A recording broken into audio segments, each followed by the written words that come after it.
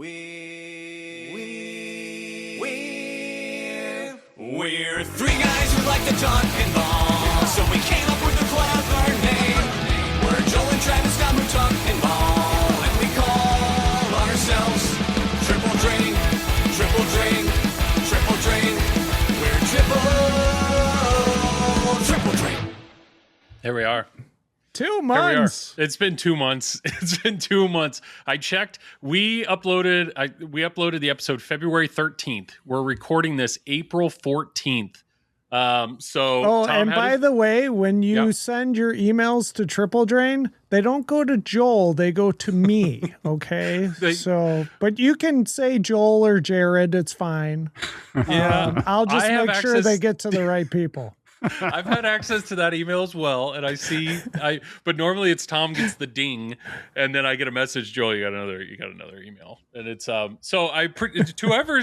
what's happening is people are watching the Flippin' Out Pinball stream, and then for whatever reason, the way to contact me, they're emailing Triple Drain.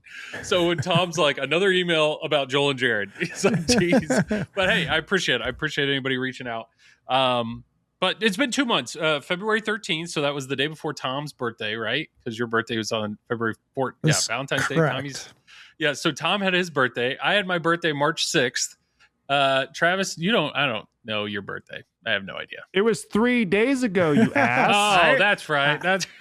I wished him a happy Everybody in the group chat was like, happy birthday, Travis. And Joel just like honey dicked me and didn't say anything, but whatever. That birthday, Travis. Thank you, Joel. So we've all had birthdays. In this 2 month period, a game has been revealed. Tom bought that game. Tom streamed that game, and Tom has sold that game. That's all happened. You sure? Yep, that's all happened. What else has happened? TPF happened. None of us went. We weren't there. That's Tom why we didn't have a TPF show. Like we had none of that. Yep. Tom has streamed multiple tournaments. He's participated in multiple tournaments. That is true. We've had spring break. I had 2 weeks spring break. I mean, there was just a lot. And honestly, normally the three of us, we try to record on Fridays. And it was just one Friday after another that somebody wasn't available. So here we are, Tuesday night, 10 o'clock at night, my time. We're making it happen. So I apologize. It's been 2 months, but here we are. Sound good? Are you noticing every time we podcast, we always started out with Joel apologizing? Start with an apology. Yep. And Tom, you and I we don't grovel, Tom. Yeah. We just sit here and we're just I've just given up. So yeah. Well, we got just like retro 90% of people are down on me anyways, so I'm just what? That's fine. Yeah. We just got to think. You be you. We have, Retro Ralph messages us, and he goes, "Guys, I need a podcast." Do you think that was Ralph talking to us, or you think that was AI talking to us? It was probably AI. He's been living in that AI world, I saw their JBS show. They're the three of those guys. I guess they took the episode down because there was like an audio issue. Oh, bummer. Yeah. Did they? Yeah, I guess so. I saw Jamie posted something about that. Man, we've never had to do that. I know, and I'm like, I was like all excited because I have this long drive to Michigan to play in the Pinball at the Zoo tournament. So, well, hopefully it's salvageable. Is that just a recent one, or I think it was they released it this morning or something like that. Fucking AI by Ralph, just not doing it. Well, good for them for being consistent. Gotta be what it is. Making podcasts, getting them out, so hey, we've talked about it. We have talked about it. We have. And we've done stuff on our Patreon too. At least I've tried to. That is true. I've tried to. Yes. I've been active where I can be. So we now have over 100 Patreon supporters. Fun fact, there's a free tier. So the vast majority of those are the free tier. But so all the paid will go to free. That's what, honestly, the goal, we've always looked at the paid Patreon supporters as thank you. Like, thank you for just supporting this. And we try to fit these in. We do this because it's fun. We do this because we enjoy just chatting it up, the three of us. And it's crazy that people enjoying these discussions. So if you're a supporter on Patreon, thank you. Thank you so much. I actually just renewed our Zencastr license. So that's a few $100. I had to pay our taxes on our Patreon. Like, it's essentially a wash at the end of the day. Taxes and pinball. Yes. Thank you for supporting us, and we very, very much appreciate that. But we are trying to do more with Patreon because we realized the three of us, we were sending like little videos and memos and stuff to each other with random pinball thoughts, and we thought, you know what, Patreon would be a great spot for these. So we're going to post those more on Patreon. So feel free to follow us there. Another thing, YouTube, we're trying to get to 1,000 subs. So if you haven't subscribed, even if you don't watch us on YouTube, I would love to get to 1,000 episode ever again. Just subscribe. Let's get to that 1,000, and then we retire. I think it's apparently so. Okay, now that we got all, we're gonna be the YouTube channel that just releases a video like every couple months. Every 2 months. Live update. Yep. What's actually happened? So we've all gotten older. We've all had birthdays. We bought machines. We sold machines. Yes. I wanted to. I actually looked at our last episode in February, and when we actually talked about Beetlejuice, we were talking about Beetlejuice because Travis and I played it at Pinball at the Beach. Mm-hmm. Tom, have you spent time on Beetlejuice yet? Have you had an opportunity to play one? I've played one game, and that was during Pin Masters. I snuck over to Great American Pinball. Mike Nogle, he opened up his place. He was closed on Sunday for me to play it. But actually, myself and Neil Graf, my son. But we got a game on it, and I thought it was cool. Great. That's your one game review? One game. There we go. One game. Okay. You have one on order, and do you still have one on order? We still have one on order. Yes. Okay. There we go. What did Neil think? He enjoyed it. He thought it was cool. Okay. I mean, it's it's always hard to judge one game, but it's we thought it was pretty neat. Yeah. I streamed it. We had Bug on the second stream. And honestly, I know my brother loved it. My brother absolutely loved it. My wife actually really enjoyed playing it. I enjoyed it as well. I think it is fun. I had so many people are like, which one's better, Beetlejuice or Evil Dead? Beetlejuice or Evil Dead? I would say overall, Evil Dead shoots better. Evil Dead is a better shooting pin. But I like the theme of Beetlejuice better, and I enjoy the modes. They've just done such a good job of just fully diving into story-based modes that focus on the mechs.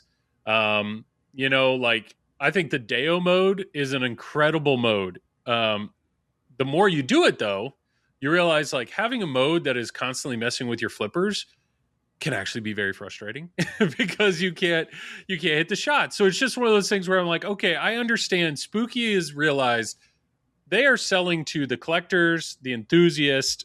Their goal is not tournament players. Their goal is not, they don't really care about points. So what you're saying is collectors like to be frustrated when they're playing pinball. I think collectors like moments. And if they're in the middle of a moment where that worm is dancing and the couch is dancing and they drain, I think that's not as much of a hurt as like, if somebody put Beetlejuice in a tournament, that's a different story. Like I feel like people would actively be avoiding the Deo mode. So there's been this weird thing that's been going on for like I think 2 or 3 years now, maybe 4 or 5. I don't know. What do you think, Tom? That for whatever reason, content creators and other people out there that don't necessarily play tournaments think that we know everything, right? And we've never claimed to. And we continuously say like the games are just made for the masses to play, just like we talked about the best. But you're a tournament player, so you don't. Well, it's like we talked about the best tournament player in the history of pinball. That's like the best designer doesn't even make it specifically for tournament players. It's like you can't do that. But whatever reason, that's not what people say. It's so weird. It's like us as tournament players, we know that and we accept that because we have to work around it. But yet non-tournament players thinks everything's geared towards tournaments, and it's not. Otherwise, these games would be, I don't know, balanced. They're not always balanced. Like it's just, it's a pinball machine. That's it. True. But Keith Elwin, he makes balanced games. He makes games. Ray Day makes balanced games. To an extent.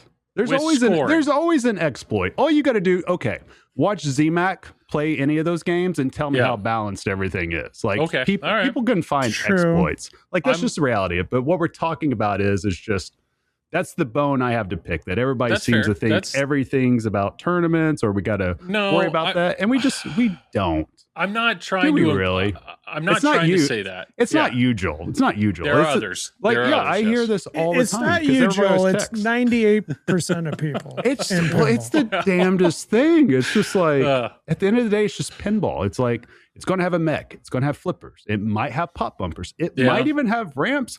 It might even have an on and off switch. But it's just like at the end of the day, I think all that really matters is how's the gameplay. And I think if you ask somebody to really define, especially a non-tournament player, what makes gameplay tournament worthy, they would have no idea how to conceptualize that. Okay. No idea how to define that. And I think probably even 95% of tournament players wouldn't even know that either. I don't even know if I even know that. So it's like, why can't we just enjoy the games, Joel? That's a good question. What do you think? That's a good question. I think the challenge is every pinball machine has score. And what Bug or what Spooky has kind of openly admitted is he's like, who cares about score? Like he at least when him and Spooky Luke or whoever's designing a game, like score is the last thing on their mind. But why does score matter? Like for tournaments, why does it matter? Like I think it matters if you're playing against yourself or you're playing against somebody else, but it's like saying, I'm going to go bowl, but who cares what the score is? Because I'm going to get like a 65, but or you're I'm in a tournament. And you win by having a higher score. If you're you can go bowling and enjoy it. Yes, if you're in a tournament, you care about a tournament. Right. If you don't play in tournaments, why do you care about tournaments? So that's why I don't understand. I don't get it, Joel. Joel, tell us. As a casual player, Joel, that doesn't play any tournaments but just one every 10 years, tell us. Why do tournaments matter that much to the non-tournament people? I think what it is I think the worry is that trying to keep a game balanced with score or trying to add in stuff like shot multipliers, playfield multipliers, like all these things that all affect score can complicate a game. And that can be overwhelming to a person that just wants to play the game and experience the moments. So said you had to have a multiplier. Right. I would ask that person, why do they have to go for the multiplier? Just like Tom was saying. Like let's go back like 50 years. Okay. Okay. All right. We're going to do that. We're going to go in our time. Everybody get in your time machine. 1976. Yep. Tom has an afro. 1976. Right, mm-hmm. I'm not born yet. The world is happy. But anyways, there are EM machines, right? Yeah. Okay. You walk up to an EM, right? Mm-hmm. Are you like, man, I love this pop bumper action. This is really getting me off. I love shooting these targets. It's so nice. No, you're playing it for score, right? Well, yeah, but an EM doesn't have modes. An EM doesn't have moments. And there's no story being told. Did you just say an EM doesn't have moments? Oh, my God, Joel. What's the moment going to be? On an EM, the moment is going to be hitting a crazy high score shot. It's going to be building something. Have you ever played Nip It? No. What is Nip It? So Nip It is actually a game where, like, I think it's an alligator. Like, there's actually a mech that grabs the ball and pulls it. Really? It's an EM. Yeah. Look it up. It's fun. That sounds great. Use Google, which wasn't around in 1976, but we're going to do it anyways. I probably sound. I think. I'm not going to sit here. I understand. Sure. Apparently, I'm a podcaster and I talk into a microphone and act like I know something about pinball. What I know about is LCD era pinball. That's what I know about. That is what I've done. There's nothing wrong with that. Yeah. No, I've been very fortunate that I have had I've had every Spike 2 game in my basement and streamed at some point, except for Batman 66. That's the last one that I need to do. But it's like I've spent a lot of time with this. I've streamed a lot of LCD era games in the last 5-6 years. So I feel like I can talk that level, but I am no expert when it comes to EM games even like System 11s, there's only a handful that I've spent time on. Like anything of that era, the Dot Matrix or the DMD games, a lot of those are the remakes that I've played. So I'm not going to sit here and act like an expert, but I'm trying. If I have to be the voice of the tournament players are making, what could I think? Let's drop the tournament player thing. Okay. I think people just get in their own heads. I'm a collector of games. What would be a better way to phrase it? The one in the dark room over there is a Stern Stars. Okay. Yeah. Right next to it is a Harlem Globetrotters. Right next to that is a Flash Court. Okay. I see a Harlem Globetrotters behind him. Okay. Yeah. Such a complicated rule set. My God. Yeah. But here's the thing. Yeah. Okay. You're talking about LCDs, right? He's about to tell you the thing, Joel. Get ready. I'm locked in. Let's relate it to cars, okay? You're talking about some. Are you gonna start driving a Model T Ford? No, Tom. I mean, okay. So like, here's the thing. It's hard to go. You can't go backwards, right? Okay. Right. So you're going to have to deal with modes and things like that. Because time machines have not been invented, Joel. That's 1976. Correct. We can only go forwards. Okay. Okay. Go ahead. No, and I totally appreciate what Spooky's doing. They're trying to make it more fun. They're trying, but they're doing it with modes. Yeah. Right. Yeah. Right. But they're not ignoring scoring either. It's in the game. They have scoring in the game. At least when I was talking to Spooky, or like when Bug was on the stream, I think somebody asked, they're like, I'm going to play this in a tournament. Where should I start with scoring? And he was basically like, I don't know. Like he just, as a designer, scoring seems like it's the last thing on his mind of how do you balance the modes? What's a good jackpot shot? Like I remember listening to Elizabeth Gieske, and it was either Rick Nagel or it might have even been Jack Danger, but they were like, what's a good value for a shot? Like just hitting a shot in a mode, what's a good base value? And I think the answer was like 200,000 or 250,000. Like that's a good, you hit the shot, you get, and it's just to listen to them talk about where the math is and then what should build off of that. And then like, it's just all of a sudden, and I try to focus. It's like, that's just something that I personally, as a pinball enthusiast, I don't think about at all. I do not think about the value of a shot. All I think about is, does this shot help progress me through this mode so that I can get to the next mode? And I can tell you with 100% honesty, I do the same thing. Okay. All it is just different strategies for how to play literally the same machine. You're either choosing, do you want to enjoy it because you're following a logical sequence that the software encoder wanted you to follow because of the score and that type of progression? Are you following a sequence to get to a wizard mode? Or are you just trying to explore different modes, different multi-balls, different features? I mean, anybody can play pinball for any reason. That's why I think when people get, because I just hear this so much across like different content people, and I'm not pointing out any one thing because it's like, you guys know me. I don't listen to much content, but I talk to a lot of people that they're like, hey, what do you think about this? What do you think about that?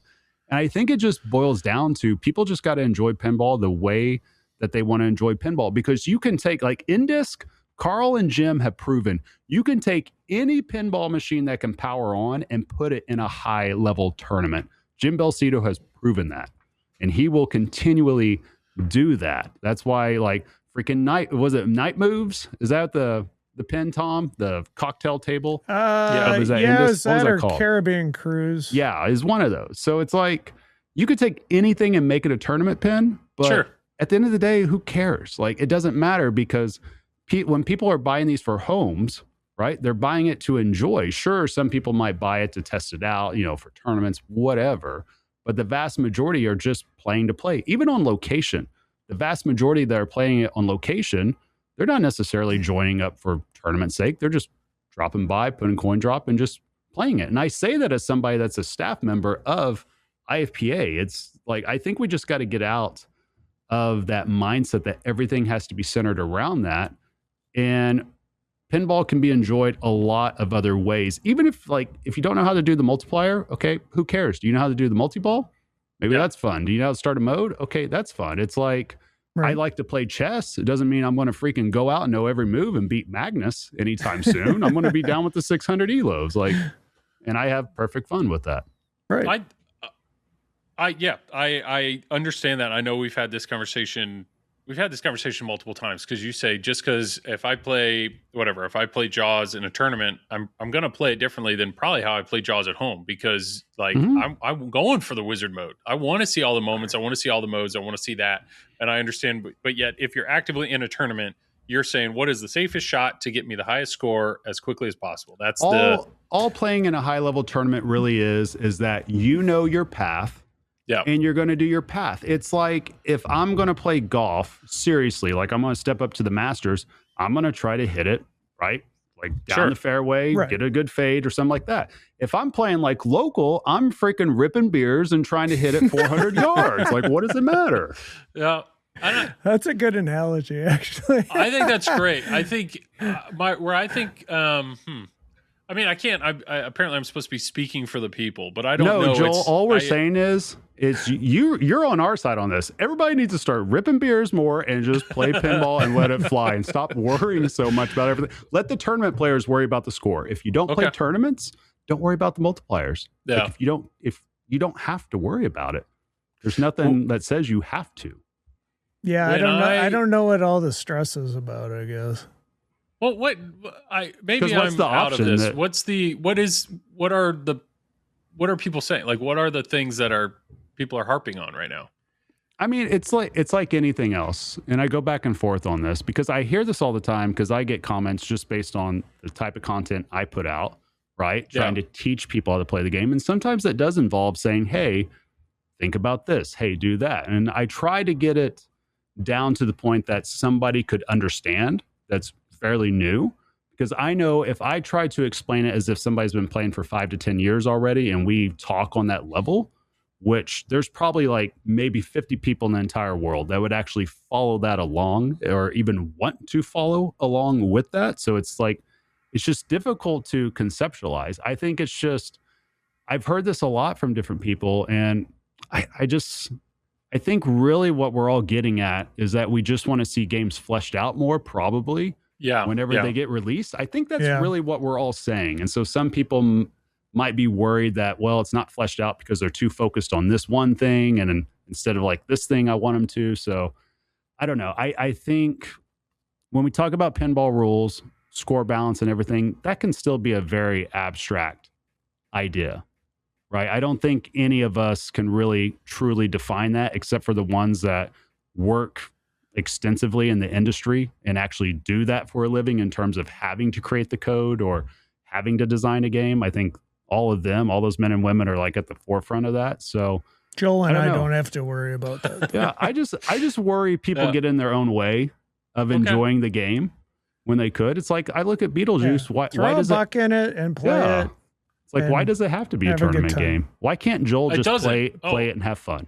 Let Joel have fun. I absolutely can play it and just have fun, and that's what amazed me when we played Beetlejuice, because like consistently my scores were way higher than my brother's. Like my ball times were way longer than my brother's, but yet he loved it. Like he had a great time. And it's interesting that at the end of the night, it's like, I thought, man, that game beat you up a little bit, but he's just like, dude, I love this. Like he absolutely. So whatever it was that he was playing for the period of time he was playing, he was enjoying.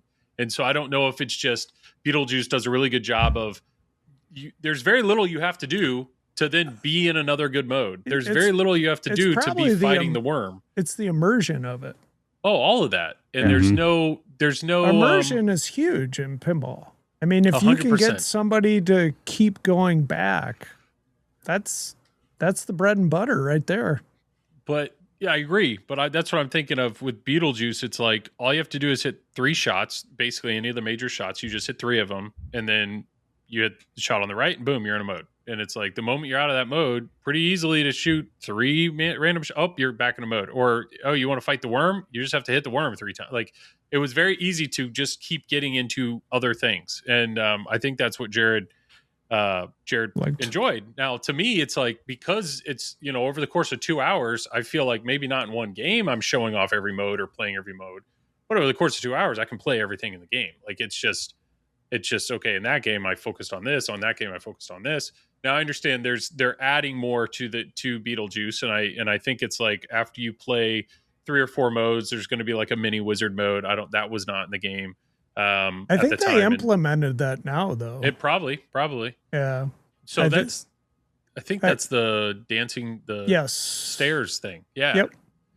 Yep. But props to because they made a really fun game, and what was really cool was they added they got a license for another song, and it's the jump in the line, jump in the bum bum ba-dum, bum ba-dum, bum bum ba-dum. It's that song, whatever it is. At the end, it's in the game. It's when she's dancing at the end with the stairs. They got the license for that, and they closed the deal on that and paid for it after the game was already sold out. So it's like there was no need for them to do that, but they felt this is needed in the game. We want it in the game, so let's take some of our profits and pay for it to be in the game, even though the game was sold out. Like that, I thought that was one of those, like, all right, was that the smartest financial decision? Probably not. The game's already sold out, but good on them. Like, it just builds up more. I just think the overall credibility or the collector community is really, really behind Spooky in what they're doing, Spooky Pinball, and because they are clearly just putting whatever they want in the games, making very immersive games, getting good themes. And I think they're trying to make their collectors happy. So I know Jared loves it when we stream Spooky games. He just loves those types of games. And I had a blast. On the game. So Tom, when you get yours, I think you're really going to enjoy yours. And honestly, I think it's a hard question, which is better, Beetlejuice or Evil Dead. Right now I'd lean towards Evil Dead, but Evil Dead's also a complete game. Like, it's finished. So I'm very curious to see where Beetlejuice ends up. So I'll have to hear more about that, Tom, when you get that. Another question. Oh, another thing that's happened since February. Tom, you got a Winchester. You got a Winchester Mystery House. Thoughts? I mean, what's your overall thoughts of having it in the collection? I like it. How'd Carl do? He did great. He did awesome. It's an awesome game. I'd like to see, like, maybe another code update, but... Yeah, with that, Carl. No, he's not coding the game. No, it's Carl. Carl's doing it all. He's a one-man band. I mean, sure, Eric might be involved, but no, I think it's cool. I got Dune and I got Winchester, and I think both games are amazing. That's awesome. That's awesome. My Dune is not here yet. Soon. They have, I think it might be code complete. Dune, they put in the final wizard mode.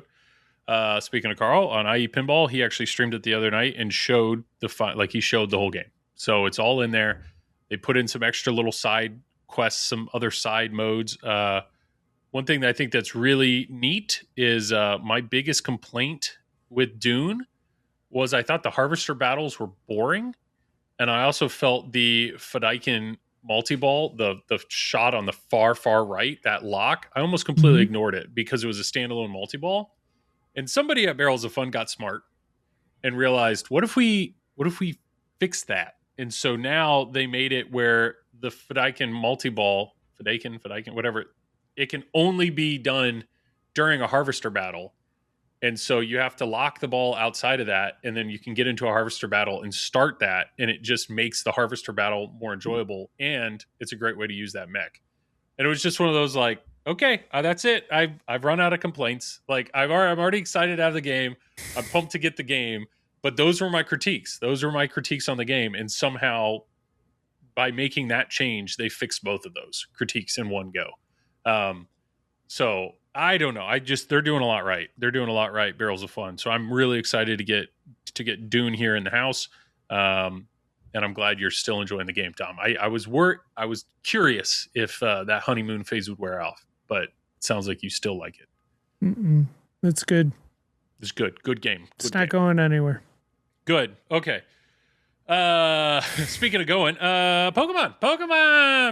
So, Travis, you're selling Pokemon? Like all of them, right? They're just you're just let me ask you this as somebody that works for a pinball company. Mm-hmm. Is Pokemon a success? Yeah, I'd say a little bit. Yeah, I mean, okay. Yeah, first run sold out like just within days. Like it flew. So yeah. And I'm getting the vibe that I think it's going to keep selling. That's the vibe I'm getting. So I think this might sell for a while. I hope so. That's the plan. I will admit we're kind of seeing happen what always happens that I've told you guys about before, that the code is a code thing. Well, yeah, it is. It is. This plays out every time. And, here's the exact sequence. And if any pinball manufacturer is listening to this, like, here's like literally the truth. Whenever a game comes out, of course, it'll sell decent usually, or like Pokemon, it'll just sell like crazy at the very beginning. Fame. Right. But at any point after you get past that first initial burst, that first initial run, whenever people start talking online and they start giving their critique, their review. The orbit. Yeah. It wasn't us. We didn't talk for 2 months. That too. It wasn't us. But what I'm getting at is then after you get like within 60 days, you start getting the next batch of people that have played it a little bit, or they're just now becoming aware of it more and more, and they're thinking about buying, but now they're wanting validation from people that have experience on the game. Yeah. And if people realize and they hear that, hey, if they claim the code's shallow, whether it's true or not, whether they claim rules aren't fun, whether it's true or not, not saying that's exclusive to Pokemon. I'm saying this is like any game that comes out. Any game that comes out, it affects sales greatly every single time, because the second run people are always using online for validation. Always. And so it's just like, that's why I just wish that a game, as soon as it comes fully fleshed out and people do enjoy, when I say fully fleshed out, I mean, it's good for release code. It's going somewhere. There's a roadmap where to go, and there's consistent updates coming out. That tends to help sales along, because people keep seeing, oh, the game's getting updated. Oh, the owners are really excited about it. Oh, the reviews are coming in that it's really fun. It's really good. And I mean, that's typically how this works. There's one huge negative with the release of it. What's that? Not my dog, but the Insider Connect. Yeah. There's no Insider Connect. Yeah, which is pretty much like the expectations out of everybody. So it's kind of, I imagine if you are pay for my Insider for nothing. I know, if you're a Stern fan, you're wondering what's going on. The lack of achievements is weird. And we all know it'll be there, but the question is when. And when am I going to see all the Pokemon I catched? Do I have to catch them again? No, they're being tracked. They are definitely being tracked, because anytime you catch another one, your total keeps going up. So they're being tracked, but something, I've heard from more than one person that they will probably own Pokemon at some point in time, but their view is like, I'm just going to wait. Like they missed out on the LE. Yep. They missed out on the LE. So they're like, I'll just get a used Pro or Premium, down the road. And even if all of a sudden the game gets super hot, this is a title. It's huge. They're going to be making these for a while. So it's just, what's the rush? So I think your synopsis there was great, Travis. Yeah, basically it came out like a rocket. Yeah. And now it might be cooling off a little bit. It might be coming back down, but it'll go right back up as soon as new code releases and people start playing it. I mean, look what happened with Dune, right? That got the bump. James Bond, same exact thing a few years ago, got a bump. Deadpool got a bump. Guardians got a bump. I mean, these are all games. We've seen this play out every single time. It's just I will say the one thing that time can't fix is a bad layout.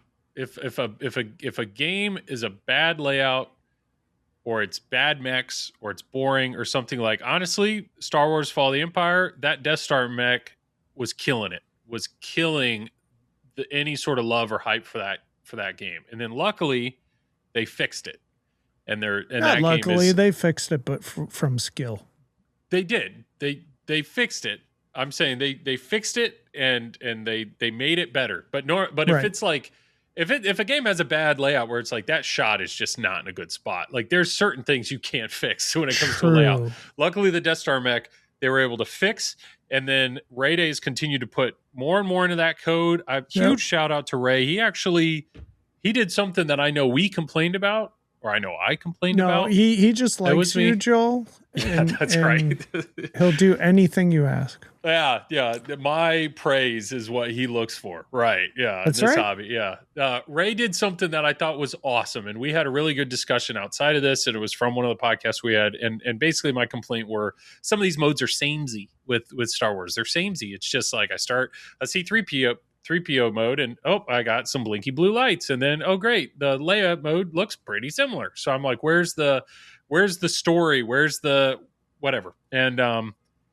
And lots of discussion back and forth, and props to Raymond, but he wrote, is it 8 or 6? It's whatever the characters are. Is it 8, 6, whatever the number of characters are. He wrote that many unique modes.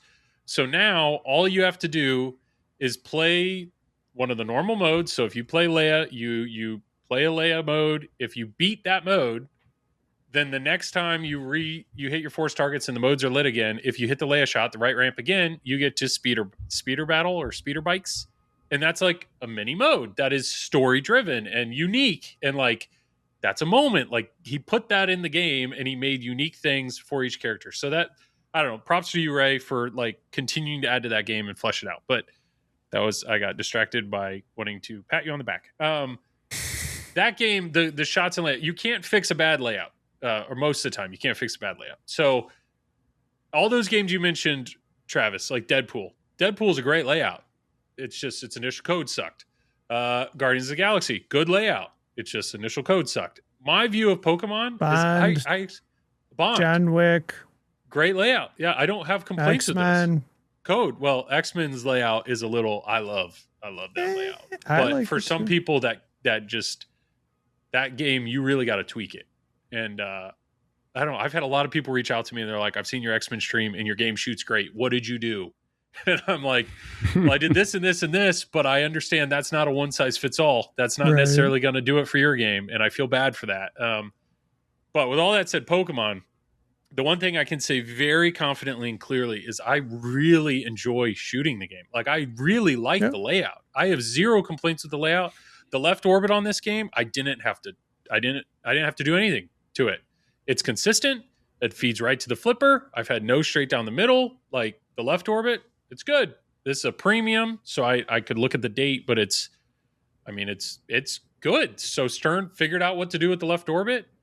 I have zero complaints with the game, the way the game shoots, and I like shooting the game. It's fast. I like the dynamic, like the ramps, the way they whip around and stuff. Like shooting the game brings me joy. So that's where it's like I genuinely think Pokemon is going to end up being a really good game because they got the biggest license on the planet. Why would Stern not invest as much as they can to flesh this game out and bring this code in to be amazing? Not saying the code right now sucks. It's far from it. I'm actually enjoying the code. I just know it's 0.81 and it is shallow in a way. Like there's only so much to do in the game right now. I think the problem is people are experiencing the game loop too much, like over and over and over again. You can get through that game loop pretty quickly. Right. And every game, has some sort of game loop. The problem is that you don't want just a singular loop because when you do that, that's when things could get old quick for somebody or something like that. So like, I get it. It's been a couple of months. So hopefully I think those things will get addressed. Did you guys both go to the media or is it just you, No. Tom? It was just Tom. me. Okay. I was the only one they liked. Remember they didn't invite Joel. Oh yeah. I forgot about email. that. So, but the thing, it was probably Ray. You can correct me if I'm wrong.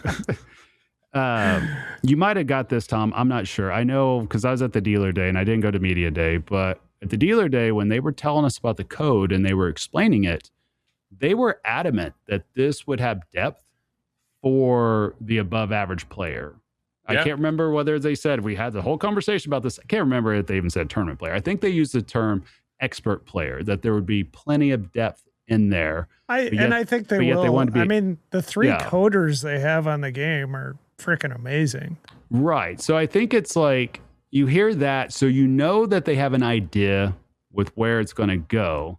Right. It's just, it's tough because in pinball, it's a little bit different than like a PC or a console game, to where you sometimes get a roadmap like a year out. Like, here's this, this checkpoint or this milestone we're going to hit for this release. This is the, the new DLC that we're planning on coming out, this new release that we plan on coming out, for the life cycle of the game. And we don't really ever get that with pinball. So it's always unclear.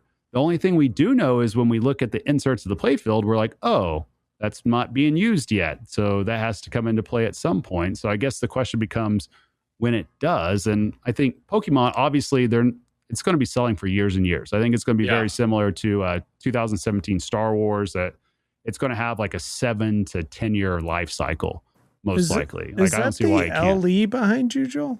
No, it's premium. Premium. Oh, and it has the lights on it. I put them in. We'll talk about it. I think those are out. I think, the interior expression lights are universal. Okay. They can be applied to any game. Gotcha. Mm-hmm. Here's a good question, though, on that premium. Does your left to return moonwalk at all? No, I haven't. No. I am so jealous. Mine in my studio, it moonwalks on me like 50% of the time. And I just want to shake the shit out of it and tell no, stop it. The game shoots great. Like, I honestly, really, the game shoots great. The game shoots fine. I don't have any qualms with it. Besides, so right now, I'm not nearly as good of a player as the two of you guys. So I haven't seen this loop. There's essentially 2 paths you can go down for Pokemon. It's either you focus on playing all 4 modes. If you've played all 4 modes, then you shoot the Pikachu ramp and you get to the Charizard mode. And the Charizard mode, if you beat the other modes, then that adds a ball to your Charizard mode. So if you win 2 of the 4 modes, you're going to have, instead of it being a 2-ball mode, it becomes a 4-ball mode, which is pretty cool.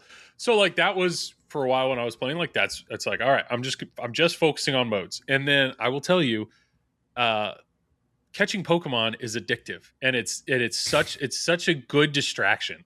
Like I'm like, just focus, just get through this mode. And then it's like, boom, you can catch Pokemon. And it's like, and I look up and I'm like, I like that Pokemon. That's Psyduck. I like that Pokemon.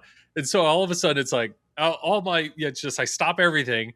And now I'm trying to catch a Pokemon real quick just because I want him in my collection. I want to, it's being recorded with, and I wish, right now on the Insider Connected app, I can't show you my Pokedex. I can't show you my Pokemon. I want to show those off. But I see that. I'm like, I'm distracted. Sorry, squirrel. I want to catch it. And then I drain.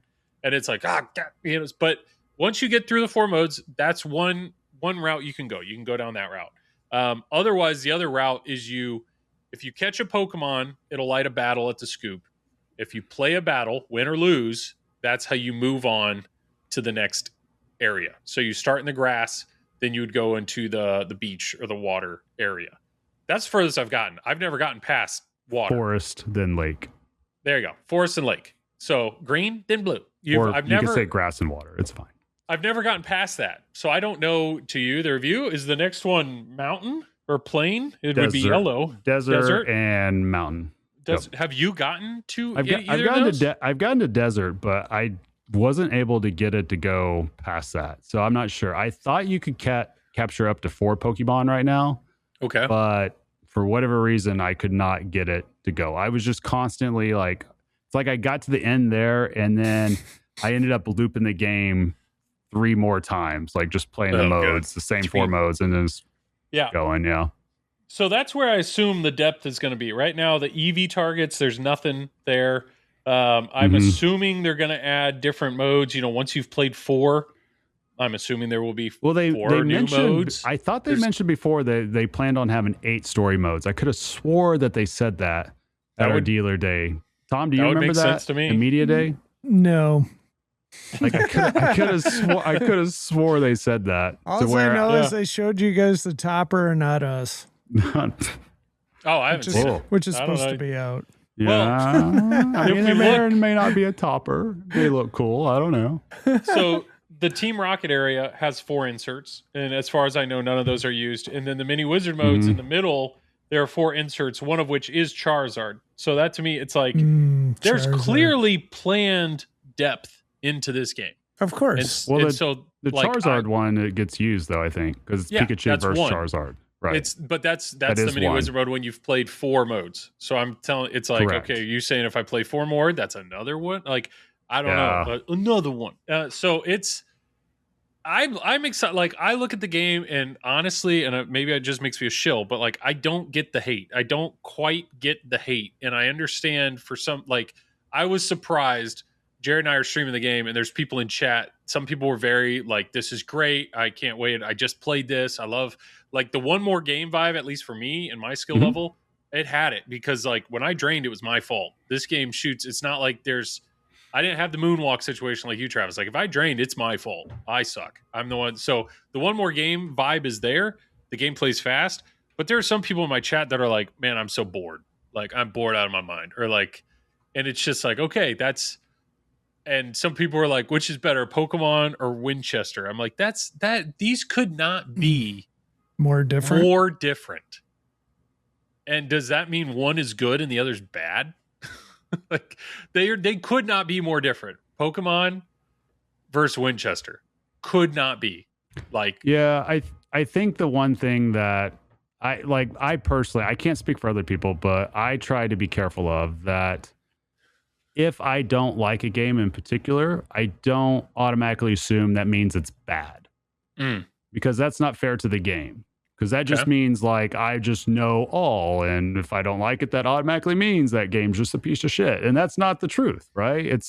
The game can still be very good or great or a lot of fun. It just happens to not be my cup of tea. So I think some people get that confused, right? So where if they think you know what I mean. So it's like you got to be careful on that. You want to find the good in a game, except for Thunderbirds. That game is like god awful. Like that game is truly awful. But some games it's harder to find the good. Well, it's kind of sometimes it is. Yeah. It's kind of like Bond when it came out. Like I really liked the way it shot, but there just wasn't. You had like 2 villain modes, and like, there was just nothing there. There was nothing there. Remember, and I mean, like one of the Pokemon first has videos, stuff. Tom. Yeah. Like you remember one of the first videos? It was use the pop bumpers to get the points. I do remember that. I was like, should I put this out or not? But I'm like, oh, that's where the points are. Jared and I streamed Bond, and honestly, I've told people it was one of the most painful streams we did because it was that. Like there was a handful of things in the game, but there was nothing past that. So it's not like, oh, there's only 2 villain modes, but if you beat them both, then you get to experience this. Well, there was nothing. It's just this wasn't the game. I've said this in the past. I think that really hurts a game on release. Dude, like, I was 100%. about to say that, Tom. Bond is a prime example. If Bond came out, look at Dune. Look at Dune. Dune is amazing right now. Well, here's what's crazy. When it first came out, it was so bare bones. Yeah, it's just taking James Bond just because I was like in it from the very beginning of having one of the first games, seeing where the rules are at, trying to move the game. Because I don't know if you guys remember when it first got announced, it was like such a weird announcement.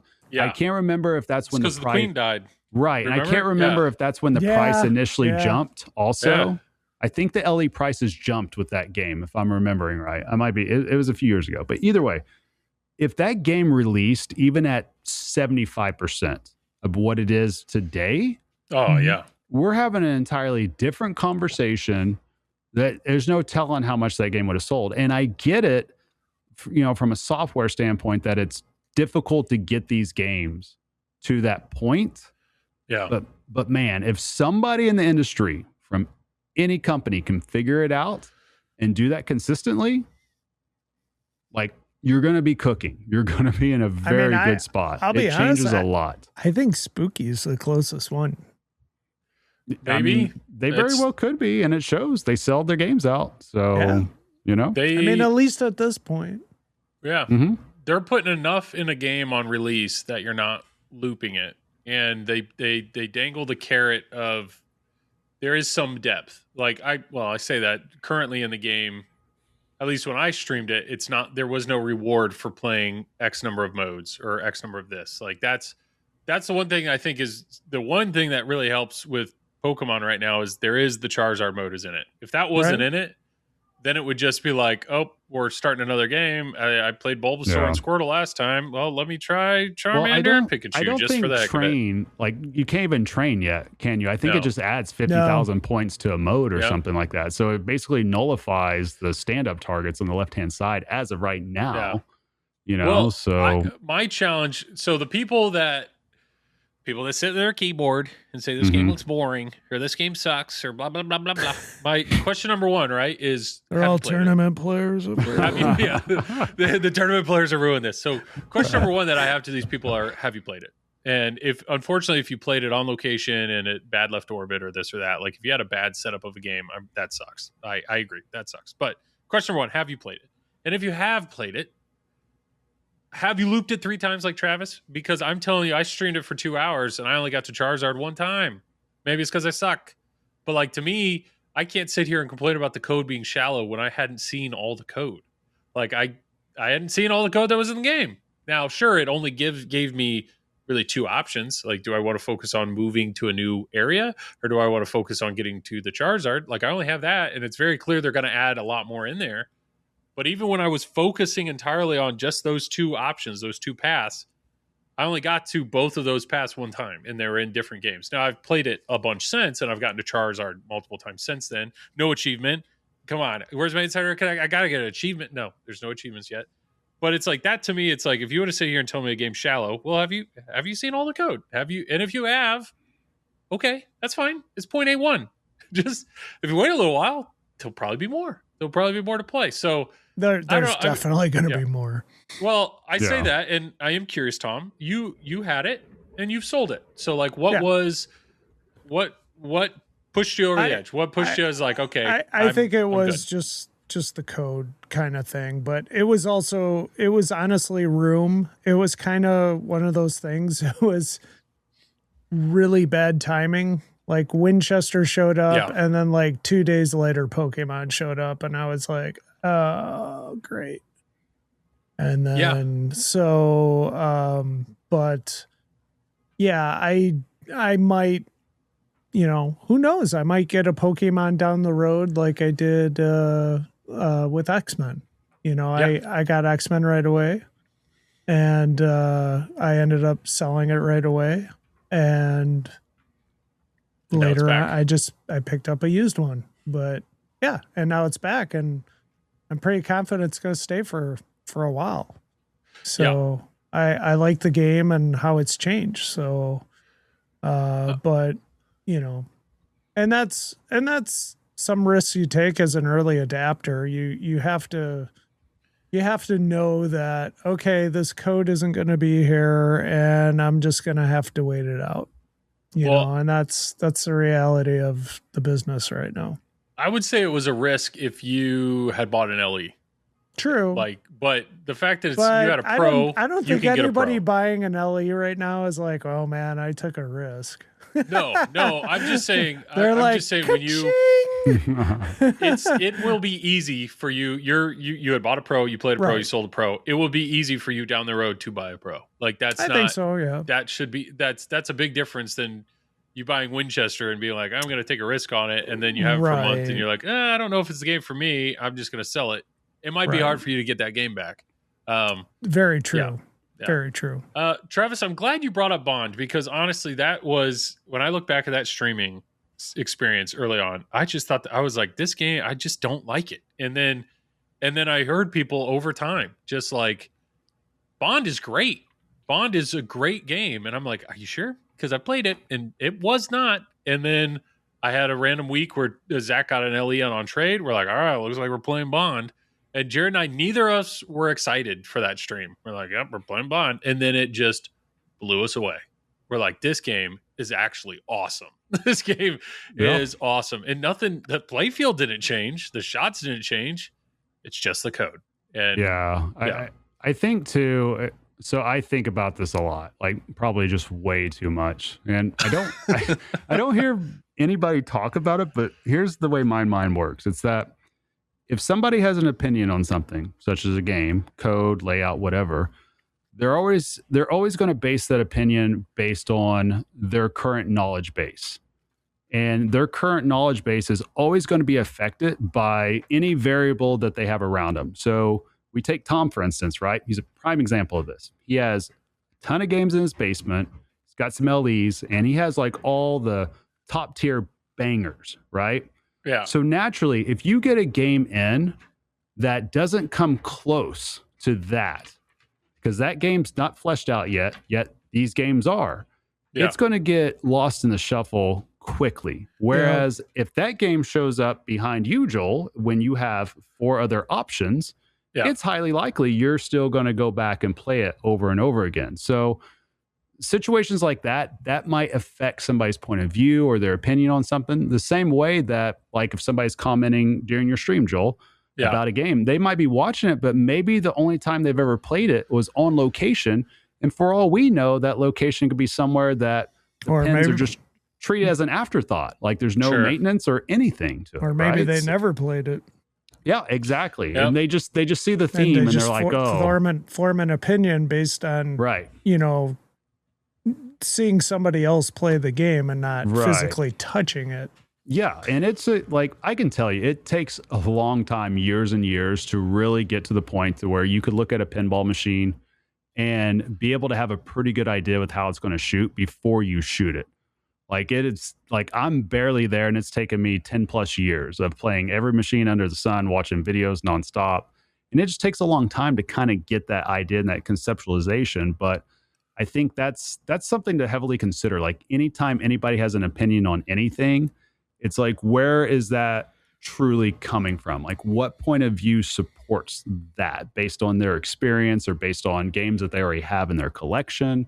It's like the same way. If this thing is the only thing I ever knew, right? And I see Star Wars all of a sudden with its LCD, as much as I loathe LCD screens, I might be like, wow, this is freaking insane. I can watch the whole entire trilogy right now, and this sounds awesome and everything. So I think it ultimately depends on like what is somebody's situation and how has that affected their perception of what pinball is. So when I see people that just love spooky games, right? And they don't necessarily like stirring games, it's like I'm always curious how they came to that conclusion. The same way if somebody just loves Jersey Jack games and they think Barrels of Fun games don't hold a candle to it, it's like, how did they come to that conclusion? Or if they're just complete Stern fanboys and they think everybody else is trash except for anything Stern puts out, how do they come to that conclusion? So I don't know. These are just like directions my brain goes and thinks about.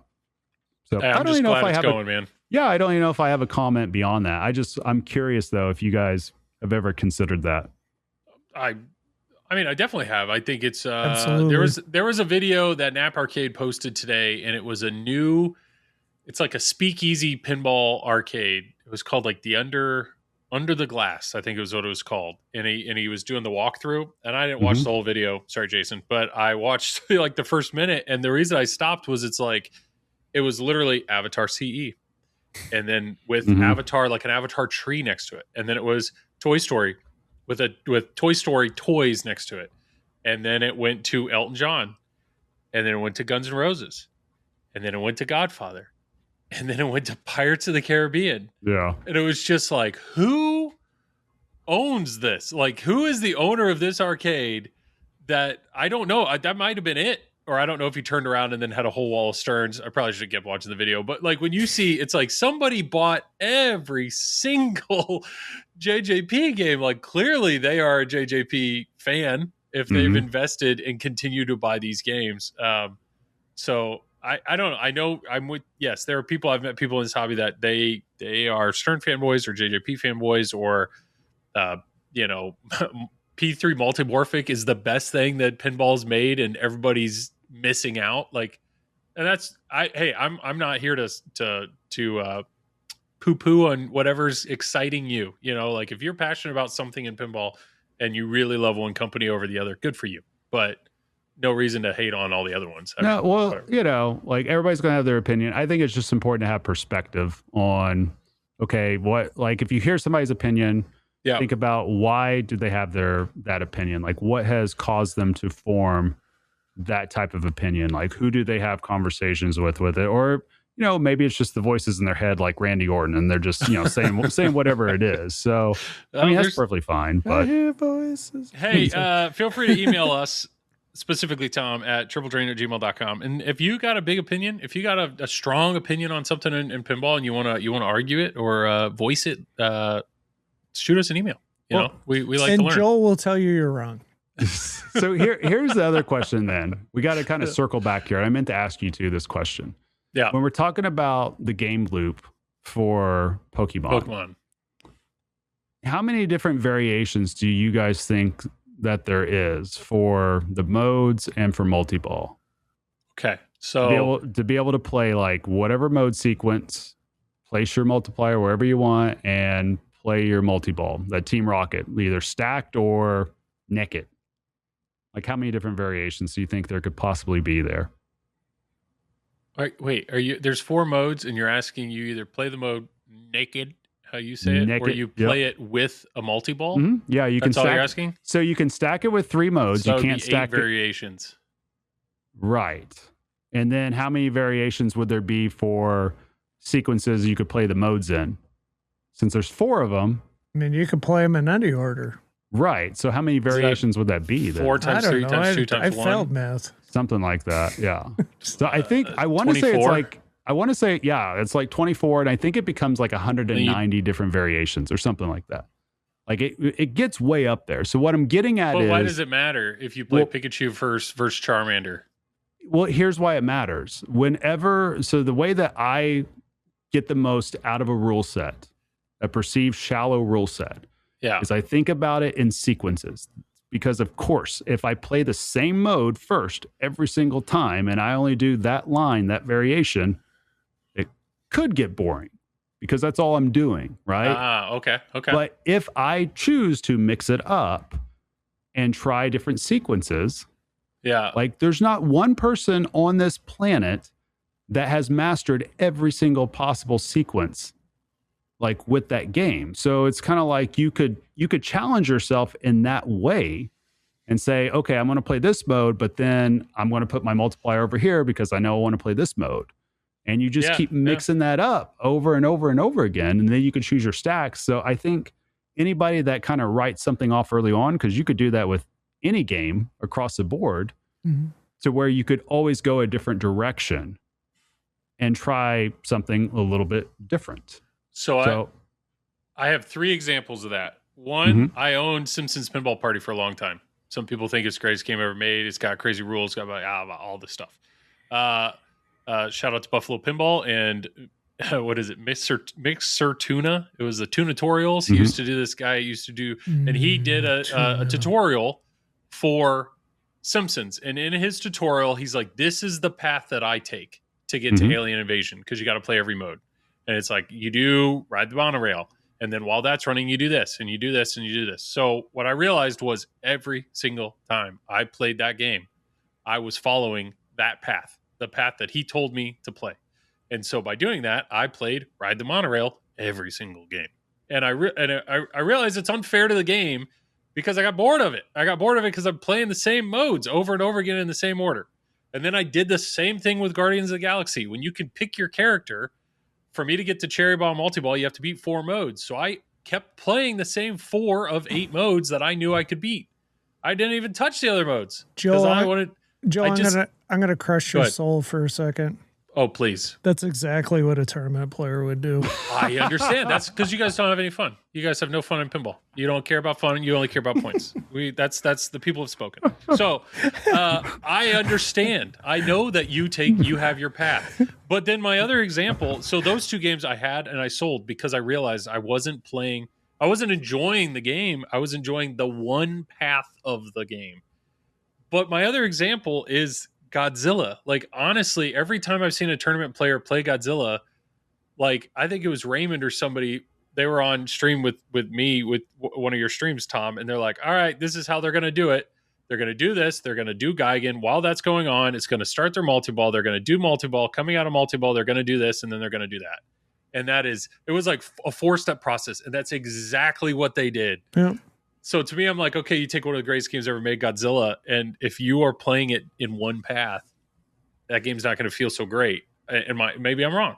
Maybe I'm not going to speak for the tournament player, but I know I can pick my path in Godzilla. But what I like about my path in Godzilla is like my first tier 1 battle. I like all the battles, so I want to mix it up. Like if I get sick of playing Gigan, I just play Rodent. Like I play a different. Like I don't know. And so why does my mind work that well? Like why do I give Godzilla the path, the where I want to play them all, but yet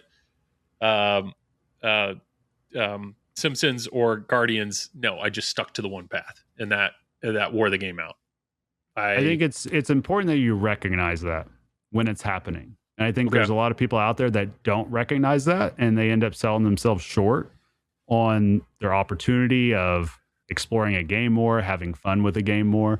And it's not to say they might be correct with their first assessment, but I think too, like I've caught my own self doing that sometimes where I'm just like, okay, this game is just like, it's not clicking, it's not doing anything. And then I just decide, okay, to hell with it. I'm going to ignore these shots completely, and I'm only going to do these shots and see if I can't find something fun with it that way. And that's helped me a lot through certain games that might not have been clicking with.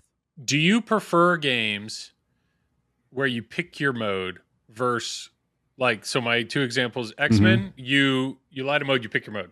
So I know the path right now, a lot of people are playing the Sentinel factory first, the rogue mode, because that gives them the Add-a-Ball, right? So that's like everybody's doing that first.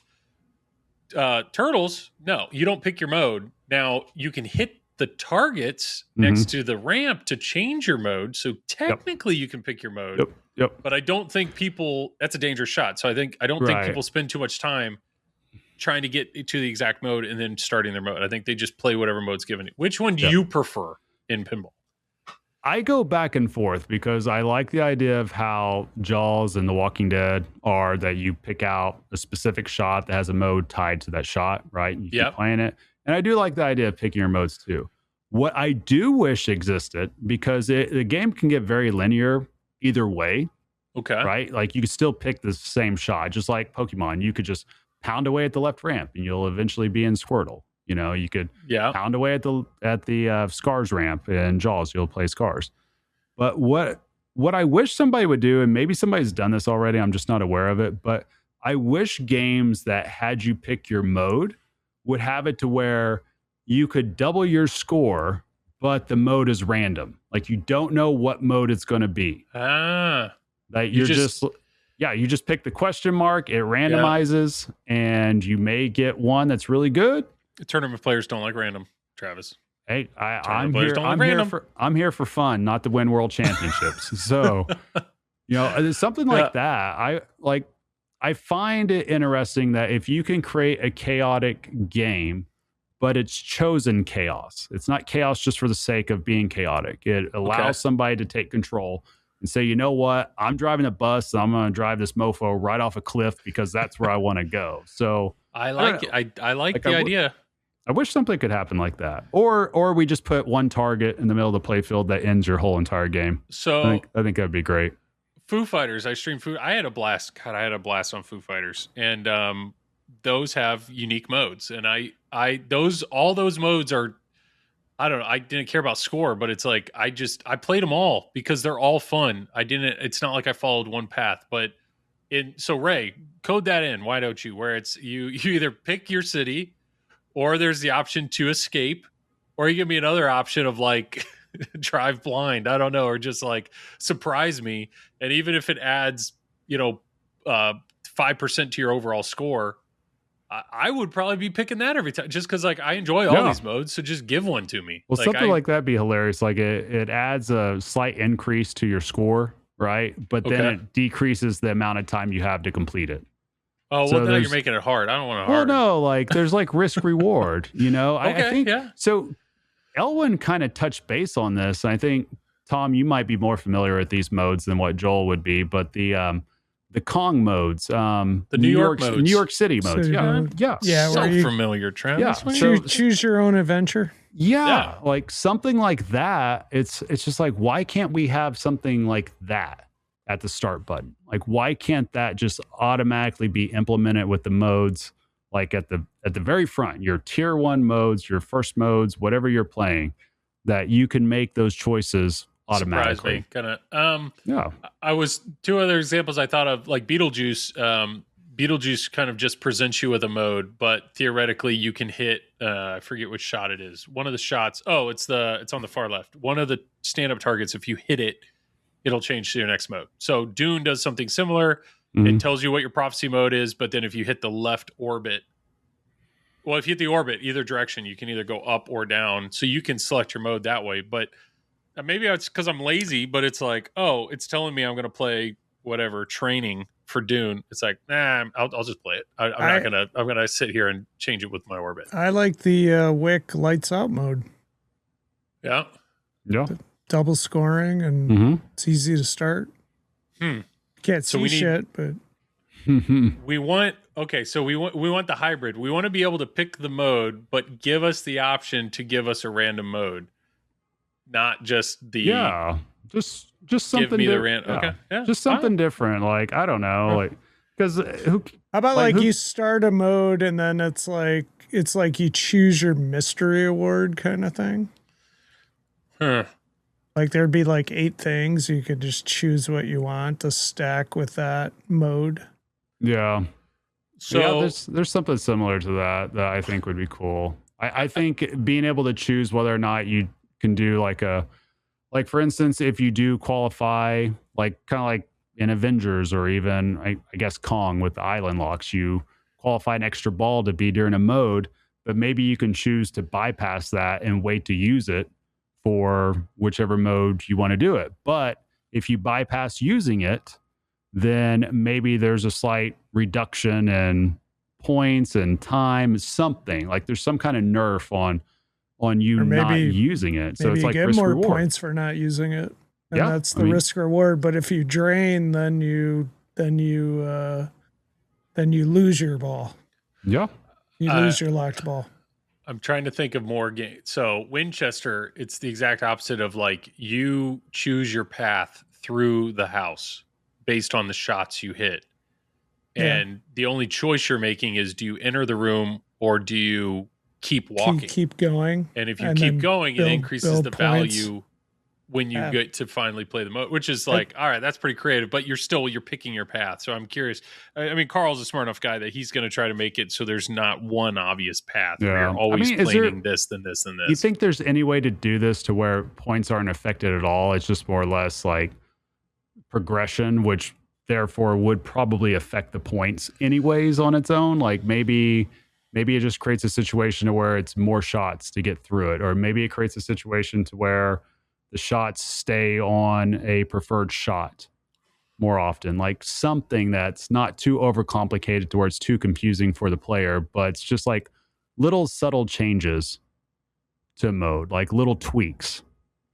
Well, you could do, you could easily do, if you go with the, Foo Fighters, if you go with the city provided, it's 75% less shots, or like just automatically, or shortcut or something like that. You can do that with anything. I'm realizing, do you remember when I told you to cover up the score when you were streaming? Yeah, I know. And you didn't do it? I didn't do it because the score is not on. It would be very easy to cover up the score on like TNA because it's there. That would be very easy. But I realize more and more games are maps now. Like D&D is a whole map. You are picking a path. You're picking a journey. Jurassic Park, you're picking a journey. So some people, if you're just trying to grind to the end, just stay on the edge. But if you want points, you're gonna, hop in the middle, or you're gonna get, wasn't it? It's like T-Rex gives you an extra ball or so. So that's really like cool that they give you. If extra balls are turned off. Yep. Who turns those off? You tournament people, because you're crazy. You guys make poor choices. I turn off my extra balls on my home. I just do it to get ready for tournaments. I know. I'm the voice of the people, Tom. I'm just here to. Some of us don't have time, Joel, to play a 2-hour game of modern pinball in our basement. Some of us don't have 2-hour games of pinball. We have. I know Ray. Mode again. I know Ray listens. This isn't. I'm not just. I know Ray listens. I know Geeski listens. Carl, obviously. Dwight. Somebody, if whoever's tell us why these are bad ideas, please. When I mentioned that there should be a mode where you hit a target and it kills your flippers, there were people that reached out. And told me why that was a terrible idea. So that's fine. That's fine. And my inbox is going to be flooded. Tom Graf, yep. Triple Drain, yeah. But it's just a thought. It's a thought to make things interesting and to keep those pathways going. The important thing about having conversation and ideation and coming up with everything, you never want to say no. It's just always you say whatever idea you have, no matter how horrible it is, and then you try to build off it. It becomes and then what? And then what? So it's kind of like you take your target idea, right? So it kills the game. And then what? Like what happens after that? And then you laugh and you have a great time. Right. You know? Oh, bummer. I hit the target. We're not opening that can of worms again. Bummer. My game's dead. What fun. It wasn't. Should get your buck back. I think the more we talked about it, it shouldn't kill. It shouldn't end your ball. If it should be a mode that either kills your flippers and then spits out another ball. It's unique to the mode. That's what I'm saying. I will admit, we talked to a couple high-level designers / software people, and we did figure out a way for it to actually work because we didn't just flat out just say no. Yeah. We laughed at first and we're like, Joel, you're an idiot, but let's work with this. And we did come. We found a way with I think is a solid idea personally, and I hope it gets implemented. And we're not going to say what that idea is publicly or to anybody else. I just hope it actually shows up someday in a pinball machine. So I think it's actually it would actually be funny and cool. Okay. Other topics. If it's not obvious, we have no Joel's list. Like, we have no list. Well, we can talk. We're just going. Maybe it's because we haven't talked in 2 hours. This is Triple Drain. Tom, why is your game not on behind you? You always have your games on. I can't afford the electricity because I got to put a roof on my house. No, remember he's running on backup power because he thinks he's running on backup power because of the storm. Battery to power run my computer right now. Oh, nice. Okay. Touche. If you look at Pokemon behind me, it has the expression lights inside. Yes. So this is Spike 3, right? Spike 3 came out. We all had ideas of what it could be, all this stuff. Yep. Spike 3 is here. It's not a Star Wars thing. I know that was people thought like, oh, Spike 3, that's part of Star Wars, right? No. It's a droid. It's I've said it before. I love the screen. The screen truly is nicer than the Spike 2 screen by a mile. Like the blacks are darker. It's bigger. It's a great screen. With that said, I was very curious about the cabinet. I was super curious about the cabinet and what that was going to feel like. I'm go okay. Ahead. I want to hear it. I want to hear what you have to say. I've heard 50-50 on this. I'm curious which side of the fence you're on with this one. Okay. When it comes to like, I'm not going to sit here and see if I can break it, right? So you didn't do the stress test of jumping on it? I mean, I understand the holes in the front that the legs slightly cover. I know that's a little like there are some things that are different. I understand there are things that are different, but I installed these interior expression lights, and that install was so easy. Like was it a breeze? It honestly was so easy. It was very clear that I'm assuming Gomez. I actually reached out to Gomez. I think he was the one who did it, but whoever designed that it was brilliant. The entire rails, the entire side rails, they essentially just sit on top of the cabinet sides, and they don't just sit they actually, like, their main force of it sits on top, but there's 4 posts that slide into 4 holes on the cabinet on each side, and it's held on with 4 screws. That's it. So it's like you can take those rails off without having to take the playfield off. That was the thing with the old expression lights.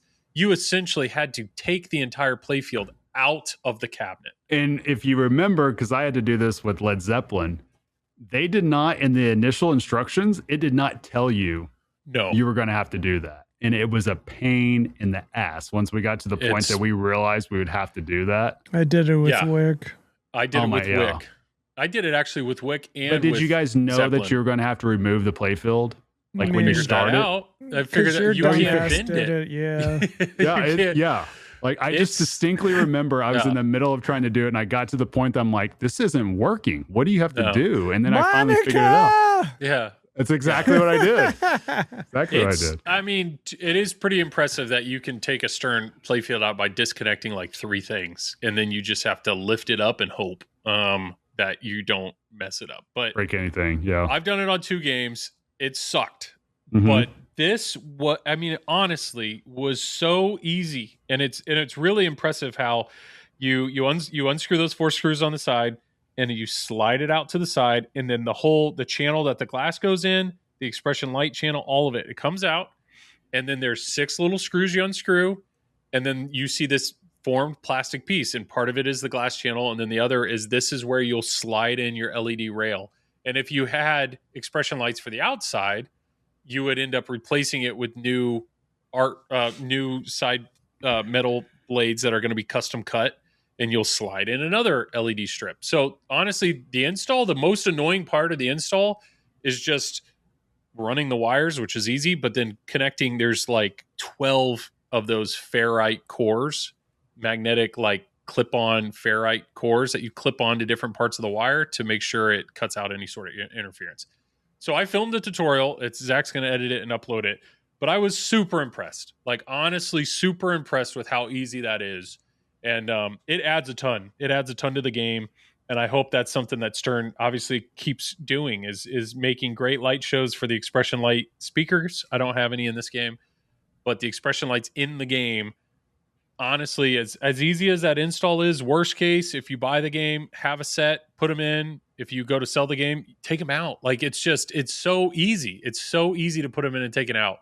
You could probably do that in 30 minutes or less, maybe 45. I mean, but it was painless. So I was just really impressed that is, I think the screen is a huge improvement. I think that alone, the fact that expression lights are going to be a part of every game and the install is that easy, is an amazing upgrade. The durability side of it, I can't speak for. It seems okay. I don't know. What are the what are you? You guys have any complaints? Yeah. I mean, it's, like I said, it's 50-50. I think I lean more towards what you're experiencing, that the only way that you know that is by doing it, which is getting, new accessories to put in, right? And something that shows why the cabinets are the way that they are, to ease of, putting those accessories in. So I think that's important to kind of to point out for people. But yeah, we've heard some complaints just based on how they see the cabinet compared to how the Spike 2 cabinets were. And I get it. I mean, it is different, but I don't know. I don't have a feeling either way towards it. So I was just curious to hear what you thought when you started in on the cabinets, because I've heard it both directions, but you went the good direction that you were talking about how it's actually beneficial, and here's why. So if the cabinet was worse, I'm assuming we would have a lot more reports of like broken games. That's what I think. We haven't heard anything about that. I think it's just people just being jarred by it being different than what they've seen in the past. I think that's really what it is. Different, and assuming it was different in a cheaper way. But honestly, I think I just don't want to discredit the engineering that was put into this cab to actually make improvements. The expression light rails are a huge improvement. If that's not your thing, if you don't care about blinky lights, sorry, but it is awesome. And the bigger screen is awesome. I know Travis hates LCDs, so he probably hates it. But it makes me think GTF was the true first Spike 3. With the way that we described the Spike 3 system was like the lights are really bright and the LCD is huge. And for the very small community of us that do pinball streaming, 1, we need to make better choices with our lives, and 2, the one HDMI output it's great. Is the greatest thing. It's so much great. easier.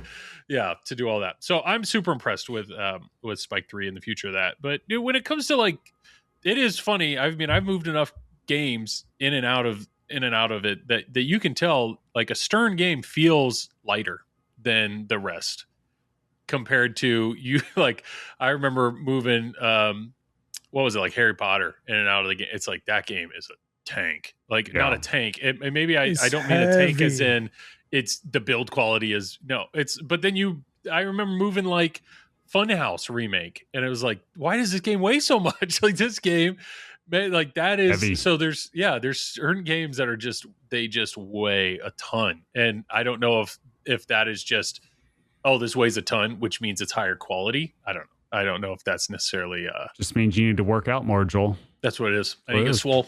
All these pens feel light to me. I don't know what your problem is. Another thing that we could talk about. I just feel like we got to give the listeners, some length here because it might be 4 months before we record again. Yukon Yeti. I have not played it. Have either of you played it? Oh yeah, 75 times. All right, listeners, here comes the link. We weren't at TPF. We ready? None. I have not played it. No, none of us have played it, but You'll be streaming. Were you surprised? Oh. Were you surprised? No, so we weren't at TPF, but what I heard, it's like, what are people saying?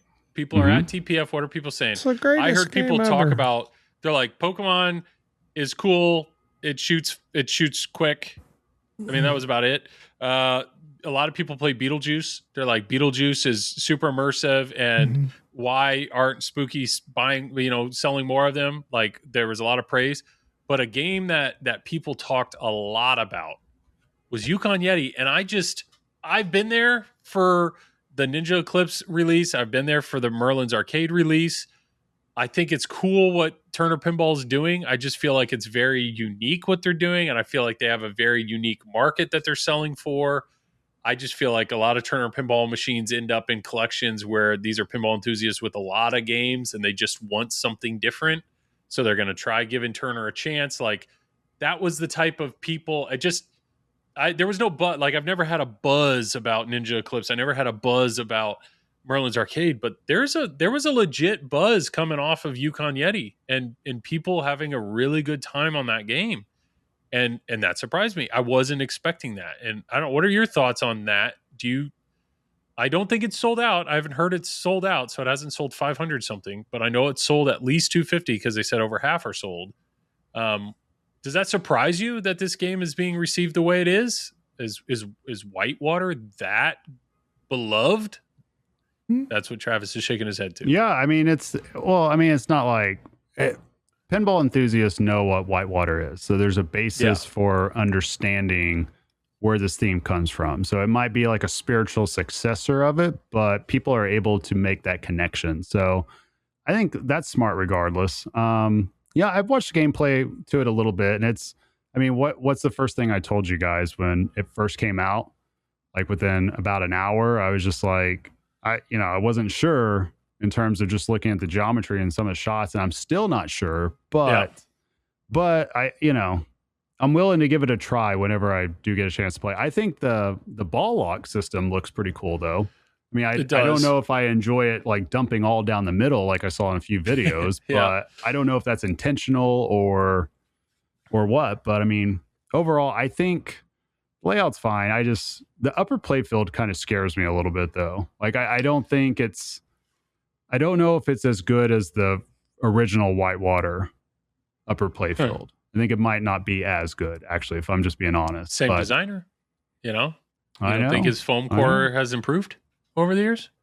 Does Nordman do? Oh, he's the foam core guy. Oh, yeah. He did GTF, so. I don't know. I'm just stating facts. There is a GTF. I mean, I will say that Yeti is nightmare fuel, though. You don't like the way he looks?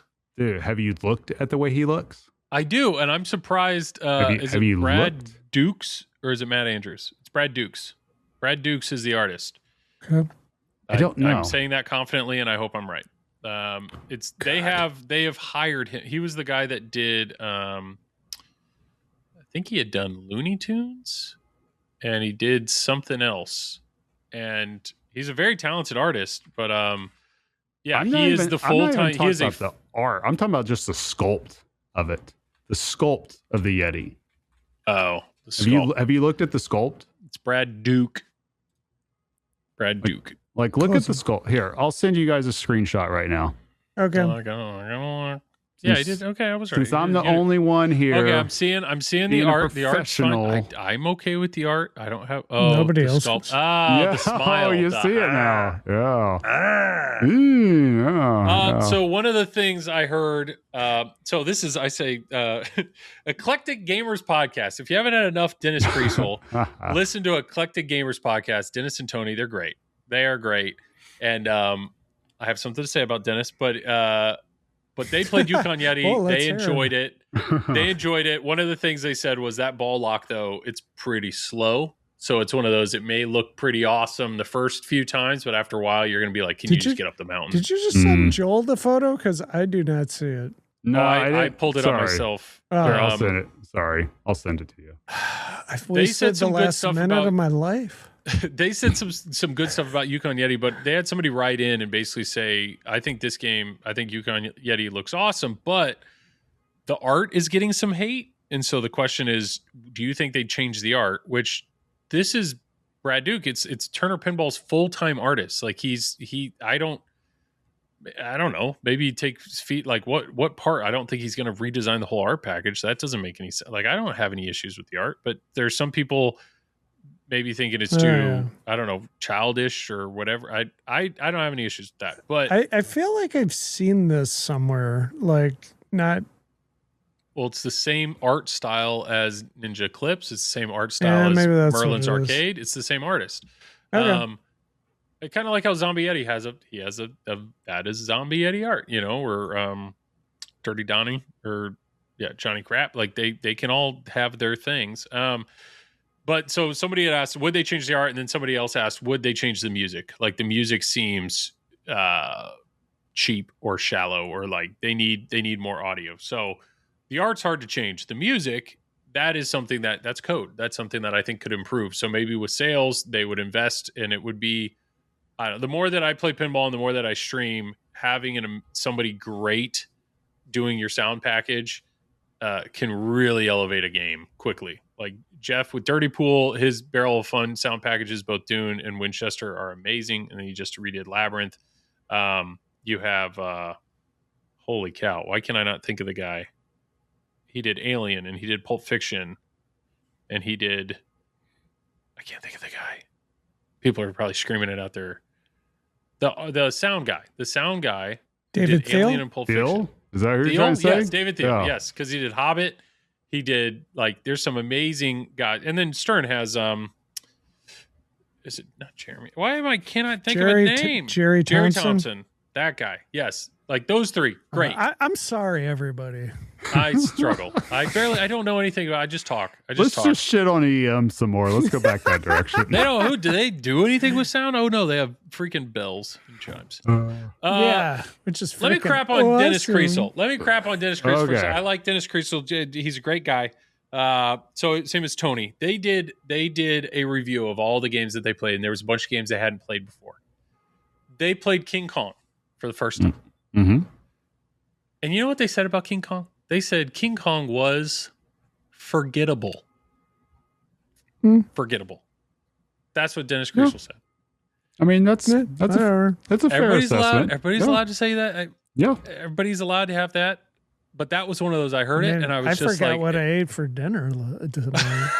Are you about the White Knight for Keith Elwin? Is that where this conversation's going? I understand that people are like, that's blasphemous, it's Keith Elwin. But they were like, and the way they defended it, they're like, don't get me wrong, it's a great, like, the layout, it's Keith Elwin game. This is going to be a top 50 game easy. But they looked at it as, when you compare King Kong to Beetlejuice to Winchester to Dune to Yukon Yeti, even the games they hadn't played before, like, they're like, honestly, our one game of King Kong was forgettable. Like, these other games made a more lasting impression than their game on King Kong. So it's like, okay, I can understand that. But King Kong's been out long enough. Tom, I know you own one. Yeah. What are your overall thoughts? Like, is this a top 3 Elwin? No, is this a mid tier? Is this mid? Is this a low tier Elwin? Is King Kong not getting the love it deserves? I don't think it gets the love it deserves. I think it's a good game. I don't know. You always put me on the spot, Joel.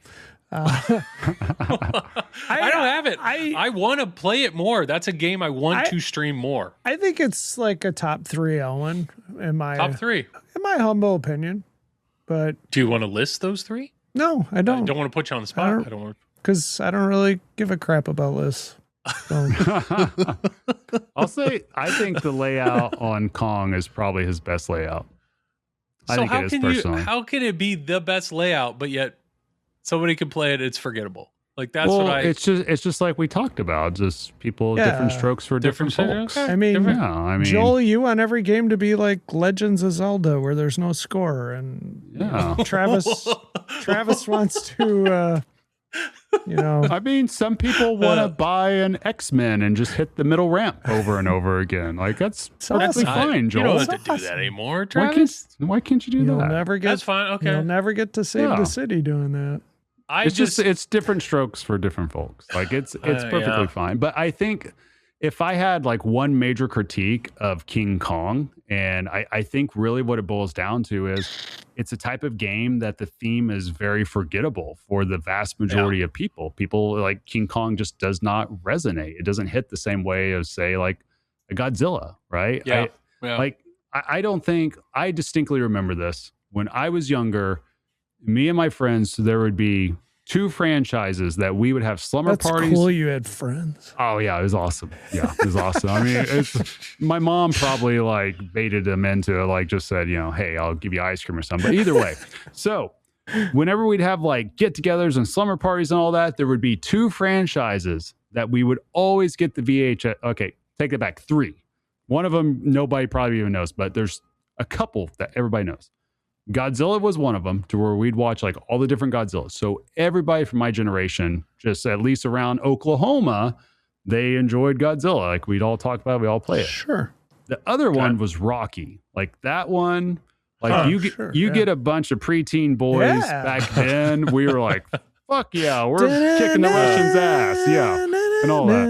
And then the other one was explains why we wear sweats all the time. Yeah, of course. And then the other one was Puppet Master. You guys remember that one?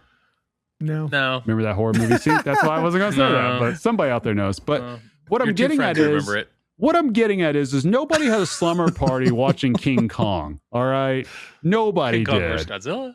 No, that's it. Just one. And you know what? We all cheered when King Kong got his ass whooped.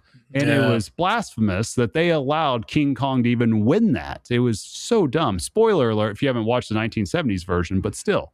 It was just, it was so dumb. But so it's just a forgettable license that unfortunately is on a great pinball machine. I personally think that's what's happening with that. I mean, just based off the feedback we hear and everything else, which I get. I mean, it doesn't mean that there's not King Kong fans out there. It's but not Pokemon. I think that's what would happen if you put Keith Elwin on a crazy theme. I'd retire. Like a crazy theme. What would there be to do? Like a Star Wars, a Pokemon. Give them the big. What if Keith Elwin had Harry Potter? Give them the big. Park, but everybody kind of crapped on that because it there's it wasn't a the movie. Daddy East one. Yeah, no, it wasn't the movie Jurassic Park. Yeah, that one too. I think if and this is no slight against John Borg at all, but I know for a fact that if Elwin would have done a Star Wars pen, it's probably selling close to the same amount as Godzilla. Like I guarantee, based off every metric I've seen, off all the big collectors we've talked to that don't frequent message boards or anything like that. It's like they've become aware of who Elwin is just because they buy the LEs and they get familiar pretty quick. And so but Kong was the first one that didn't move the needle for him, and it's because of the theme, because that's what they're looking at first. If Elwin would have been on Star Wars, that means we would have got Rick Nagel, but instead we got stuck with Ray Day. So the sales just way up. It's sorry, Ray. It's crazy because I'd be so curious what the interpretation would be across the board from every design team and every software team of having the same theme. Like obviously that will never happen. Yeah. But I'm always curious because I like the direction that Ray's taking. In Star Wars. What's that? We saw Steve Ritchie, Dwight Sullivan, Star Wars, and now we have John Borg, Ray Day, Star Wars. And they couldn't be more different. than each other. No. They couldn't be more different. So that's interesting. Yeah, that is interesting for sure. What else we got? I'm curious. We got to lengthen. We're lengthening. Are people still listening? That's all I'm gonna say. Glurp glurp. We got Dungeon Crawler Carl. We got a Dungeon Crawler Carl rumor going. That did come out after this. Okay. We got a Dungeon Crawler Carl rumor going. And I'll lead with this. I don't like to read. I don't like reading books. I don't know if Travis can read, honestly. Bro. But I'm pretty sure I can't Monica! Read this! No, but with all that said, I got to give a shout out to Becca. Becca got Carl, our good friend Carl D'Angelo, involved in Dungeon Crawler Carl, and Carl recommended these books to the three of us. And I'm in a book club with my wife's family, and I do audiobooks. I listen to one a month, and I was like, you know what? Fine. I need something besides a freaking romance drama. I need something that gets me going, and I gave it a shot. And here I am. I listened to all 7 books. I can't wait for book 8. It's an awesome and fun, enjoyable franchise. I know Travis is hooked.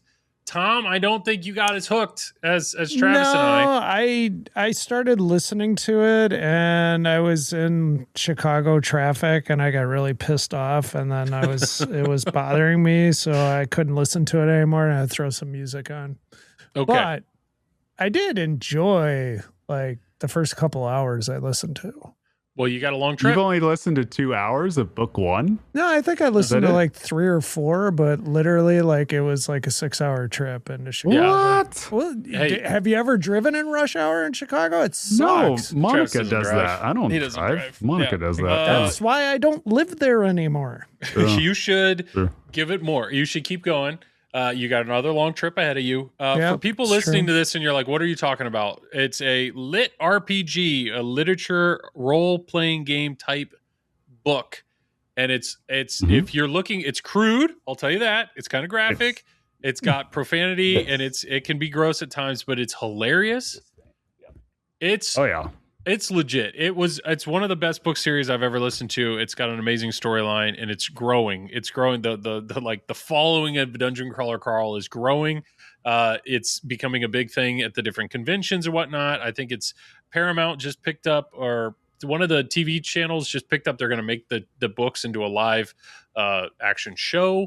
So I think it's going to be a big franchise. So the rumor is there is somebody out there that has that theme for pinball.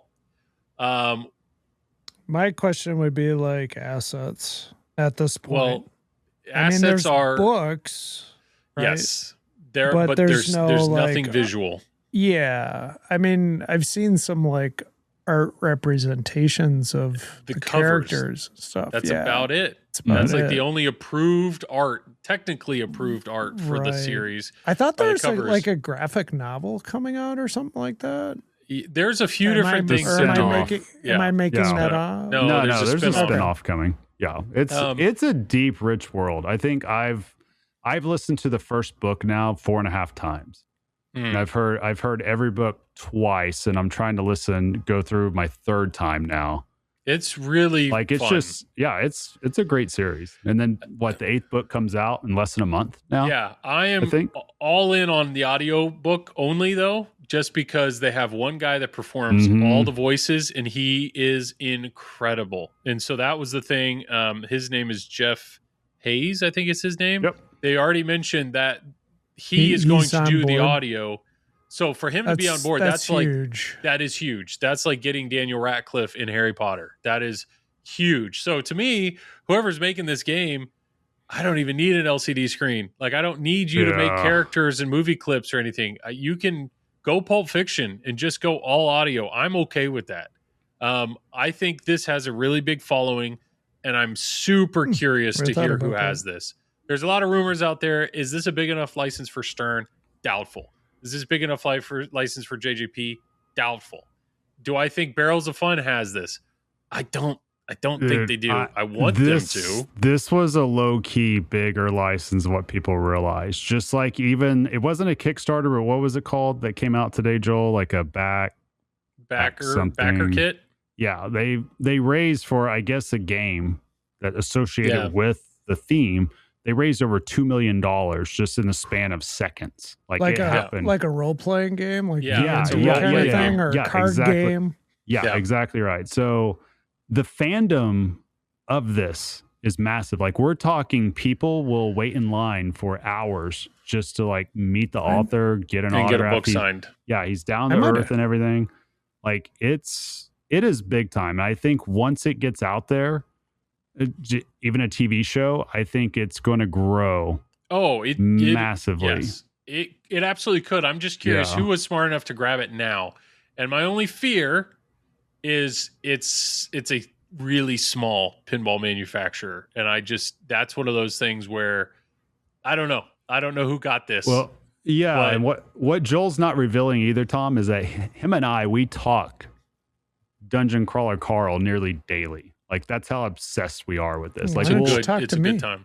Well, because you've only listened to 2 minutes. Yeah. Okay. We have a Dungeon Crawler Carl pinball group. There's 4 of us. We literally quote it back and forth to each other. If we did like a Samantha quote, you'd have no idea what we're even talking about right now. But that's book 5, bro. I'd be you got ways to go before you get to that. Do you have any Raoul quotes? You don't, do you? So, no. I'm ascending. I got nothing. But I will say, so good. Yeah, and we've been doing this before it was even announced, like in pinball. I'm actually looking at this game right now.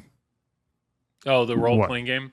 Yeah. What's on Backer Kid. So I'm very curious. This is one, if I'm going to sit here and play the game of like, what are the pinball rumors? What's coming out next? Honestly, this is the theme that I'm most excited for, but it really depends on who gets it. That's the really one depends theme, on who gets it. Like if I was ever to like either design or help with rules or do anything, that's the one game I would absolutely kill to be on. Oh, well, God. And we all know it's so great. The whole world is fantastic. I already told my distributor to put me on a list. You're a smart guy. Oh, that's smart. Yeah, I would get an LE of a DCC. Like that's how much I am obsessed with it. It's a good book.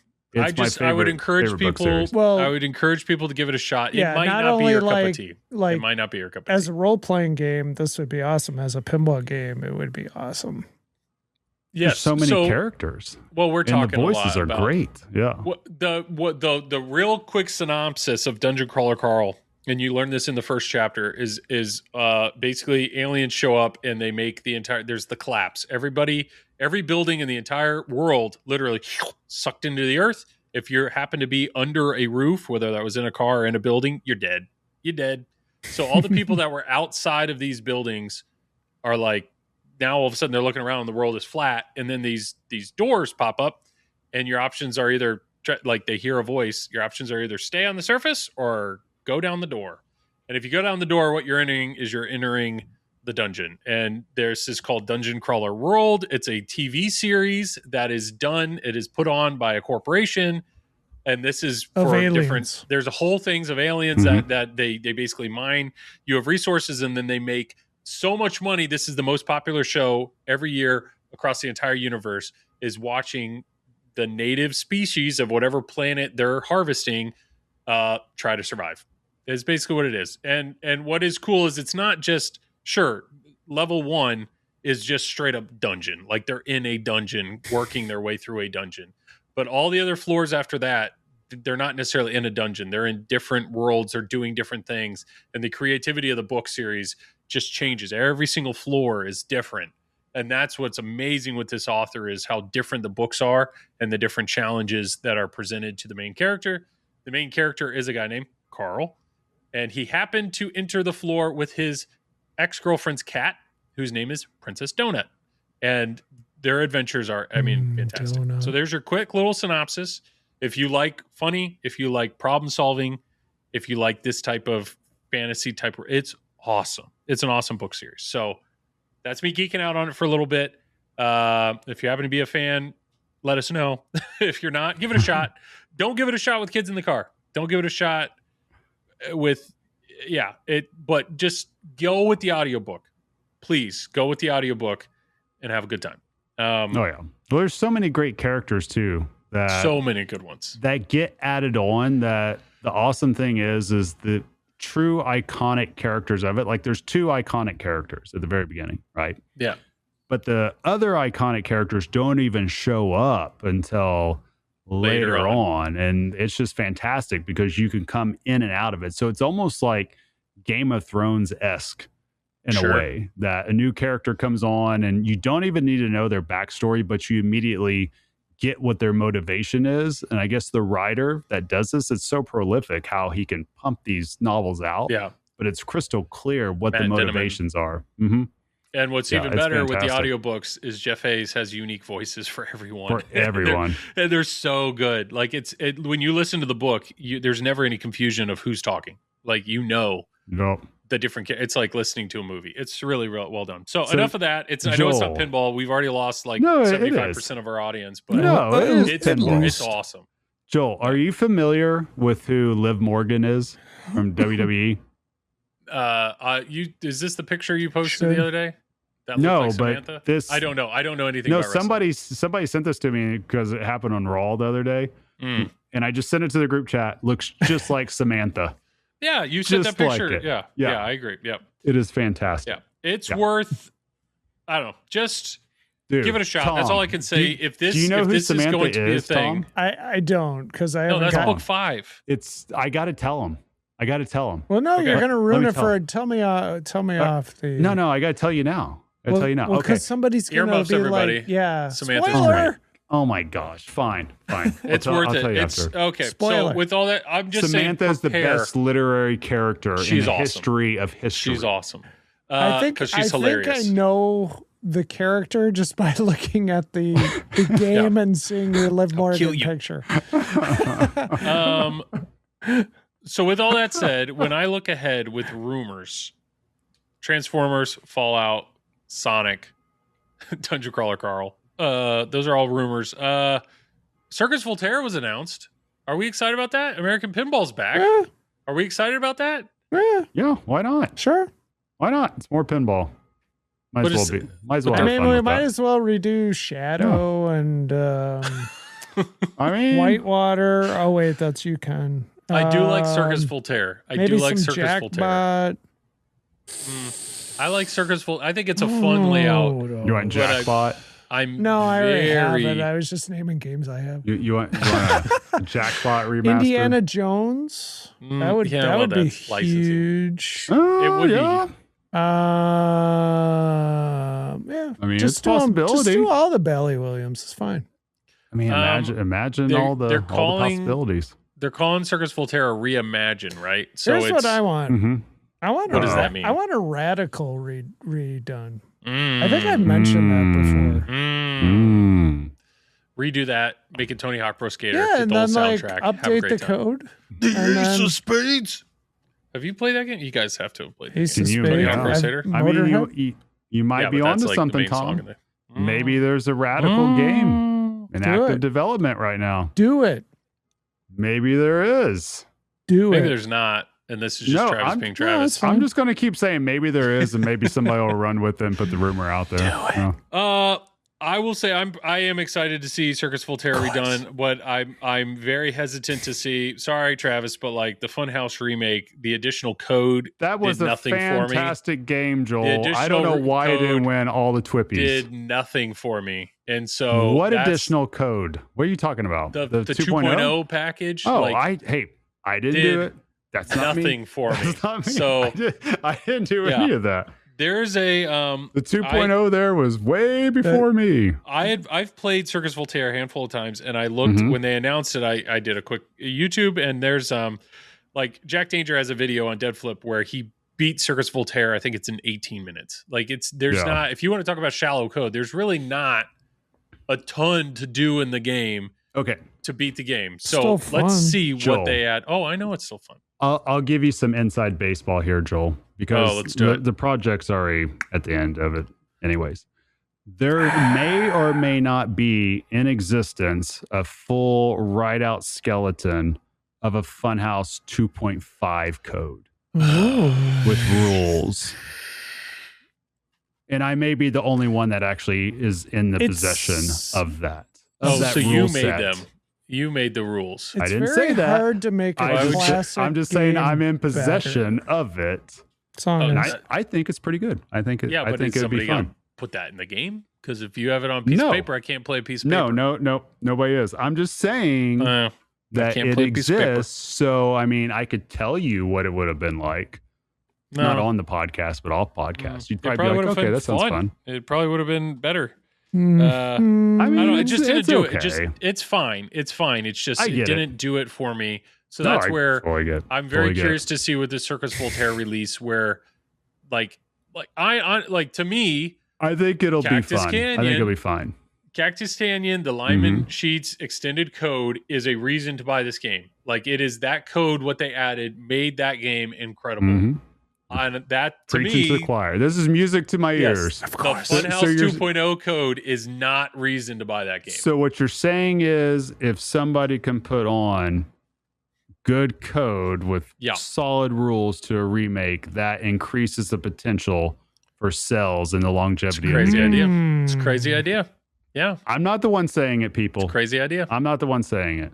Yeah. That's why we need Josh's Monster Bash rule kit that he's mentioned more than once that him and Lyman were working on. No, I think you mentioned it. He never mentioned it. No, he did. He did on podcast. He did on podcast. Of course. Yeah. I'm out of topics, guys. I don't know if it's not. Whoa. I'm looking through my whole brain. Joel can't talk anymore? Well, it's sad. He just said I'm out of topics. There's so much more to talk about. We haven't talked for 2 months, and I understand it's been a slower 2 months. So I mean, if we just go through, like, Harry Potter's still awesome.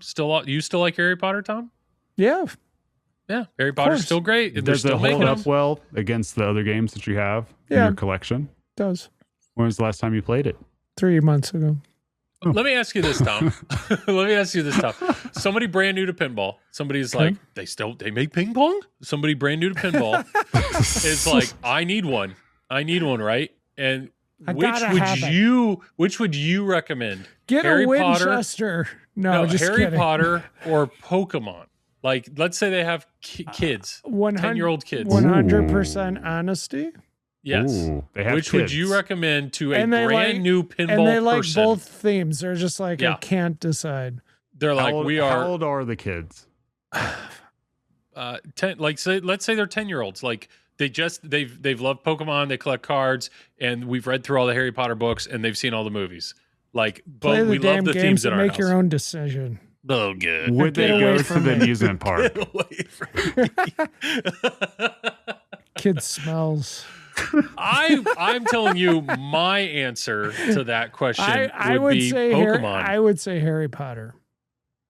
I would say Pokemon based off the variables you just presented. I'm saying if they're new to pinball. I would say Harry Potter just because I think I like the game better because it's fully fleshed out, and I just like it better. I like the theme better. I'm not a Pokemon guy. That's fine. I don't trade cards. I'm not like, I enjoy Harry Potter more than Pokemon because I identify with that theme more than anything. I grew up during Pokemon, but I didn't grow up playing it or anything. I had to learn it. Like when the Harry Potter movies came out, I was like, cool, I want to see it. You know, I just know Pokemon. Like, I'm kind of like, what is this? I get it. 5 million creatures. There's way more. There's Tom. You know what we need? A new WWE game. I think it's time. Let's go. We need it. Let's go. Things have changed. Now we're talking. We need something new. CM Punk. Dude. What about Roman Reigns? What about another question? Game, people are spending $30,000 on a WrestleMania ticket. Of course, they will buy a pinball machine.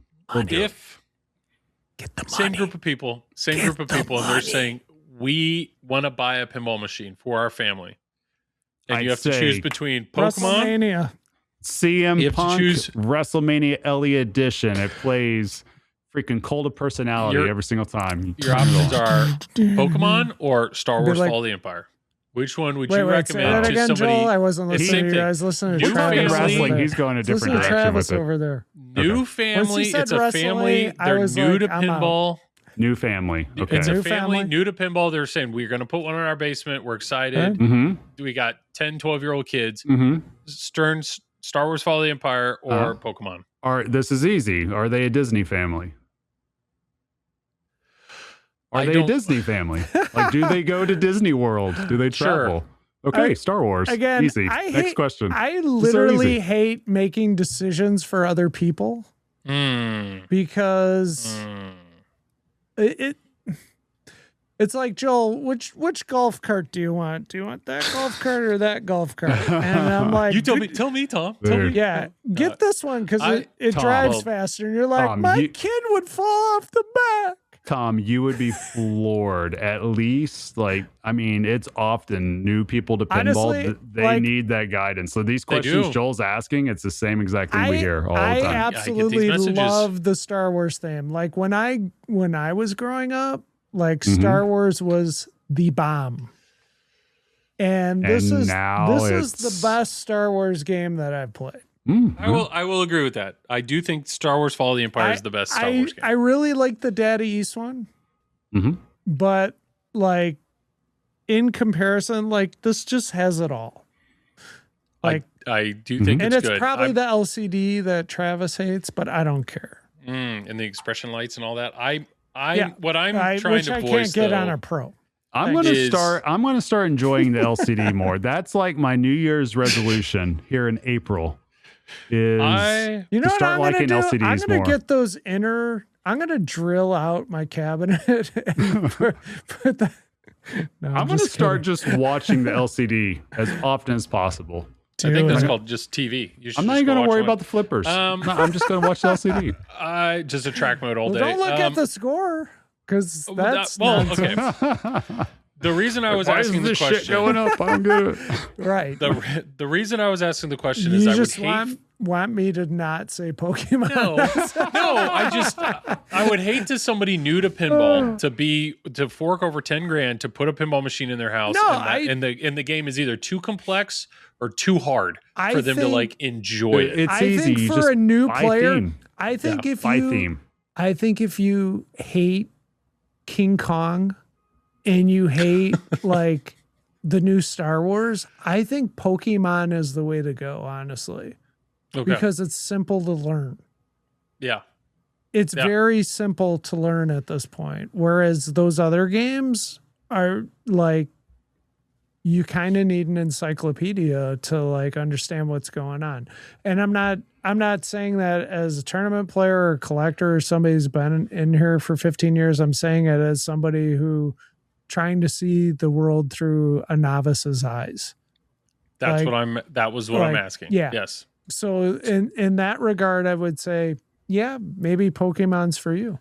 So tell me if I messed up, but I had a friend who they haven't bought a pinball machine, but when they've talked about wanting to buy a pinball machine and they looked at, I was like, well, I suggest you go with a Stern pinball machine, like just because ease of use, this and this and this. And at the time I was like, here are their current themes and we have all this other stuff. And the game that stood out to him theme wise was Jurassic Park. And I was hesitant to recommend it as a first pin because I think the layout can be somewhat challenging. And I think the code can be somewhat complex to a novice, somebody brand new into pinball. Here I am getting into it. Did I mess up? Should I have not hesitated recommending Jurassic Park? Yeah. Travis said I messed up. I think you messed up. You did. And I'll tell you here's why. Because theme. Yeah.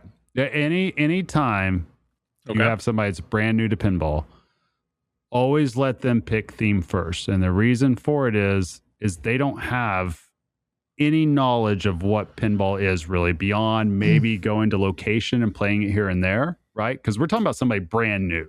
Yep. Right? Brand new, not somebody that's gone to league for a year and just never owned a pinball machine. Somebody brand new. So I just always recommend theme first because that's what will keep somebody engaged because they don't know what's a good layout. They don't know what's good code. They don't even know what rules are yet. It doesn't matter what you put in front of them. It's still all new, but a theme that they already know, that's going to make it a lot easier to make connections to gameplay quicker. It's just It just is, for whatever reason, it does. So me personally, like when I first got into the hobby, knew nothing about pinball. I went for a game that I thought I would really love the theme, and that was Daddy East Batman. And okay. I got that game and I thoroughly enjoyed it. Now, looking back on it, I'm like, that game fucking sucked. Oh, sorry, I shouldn't have sworn.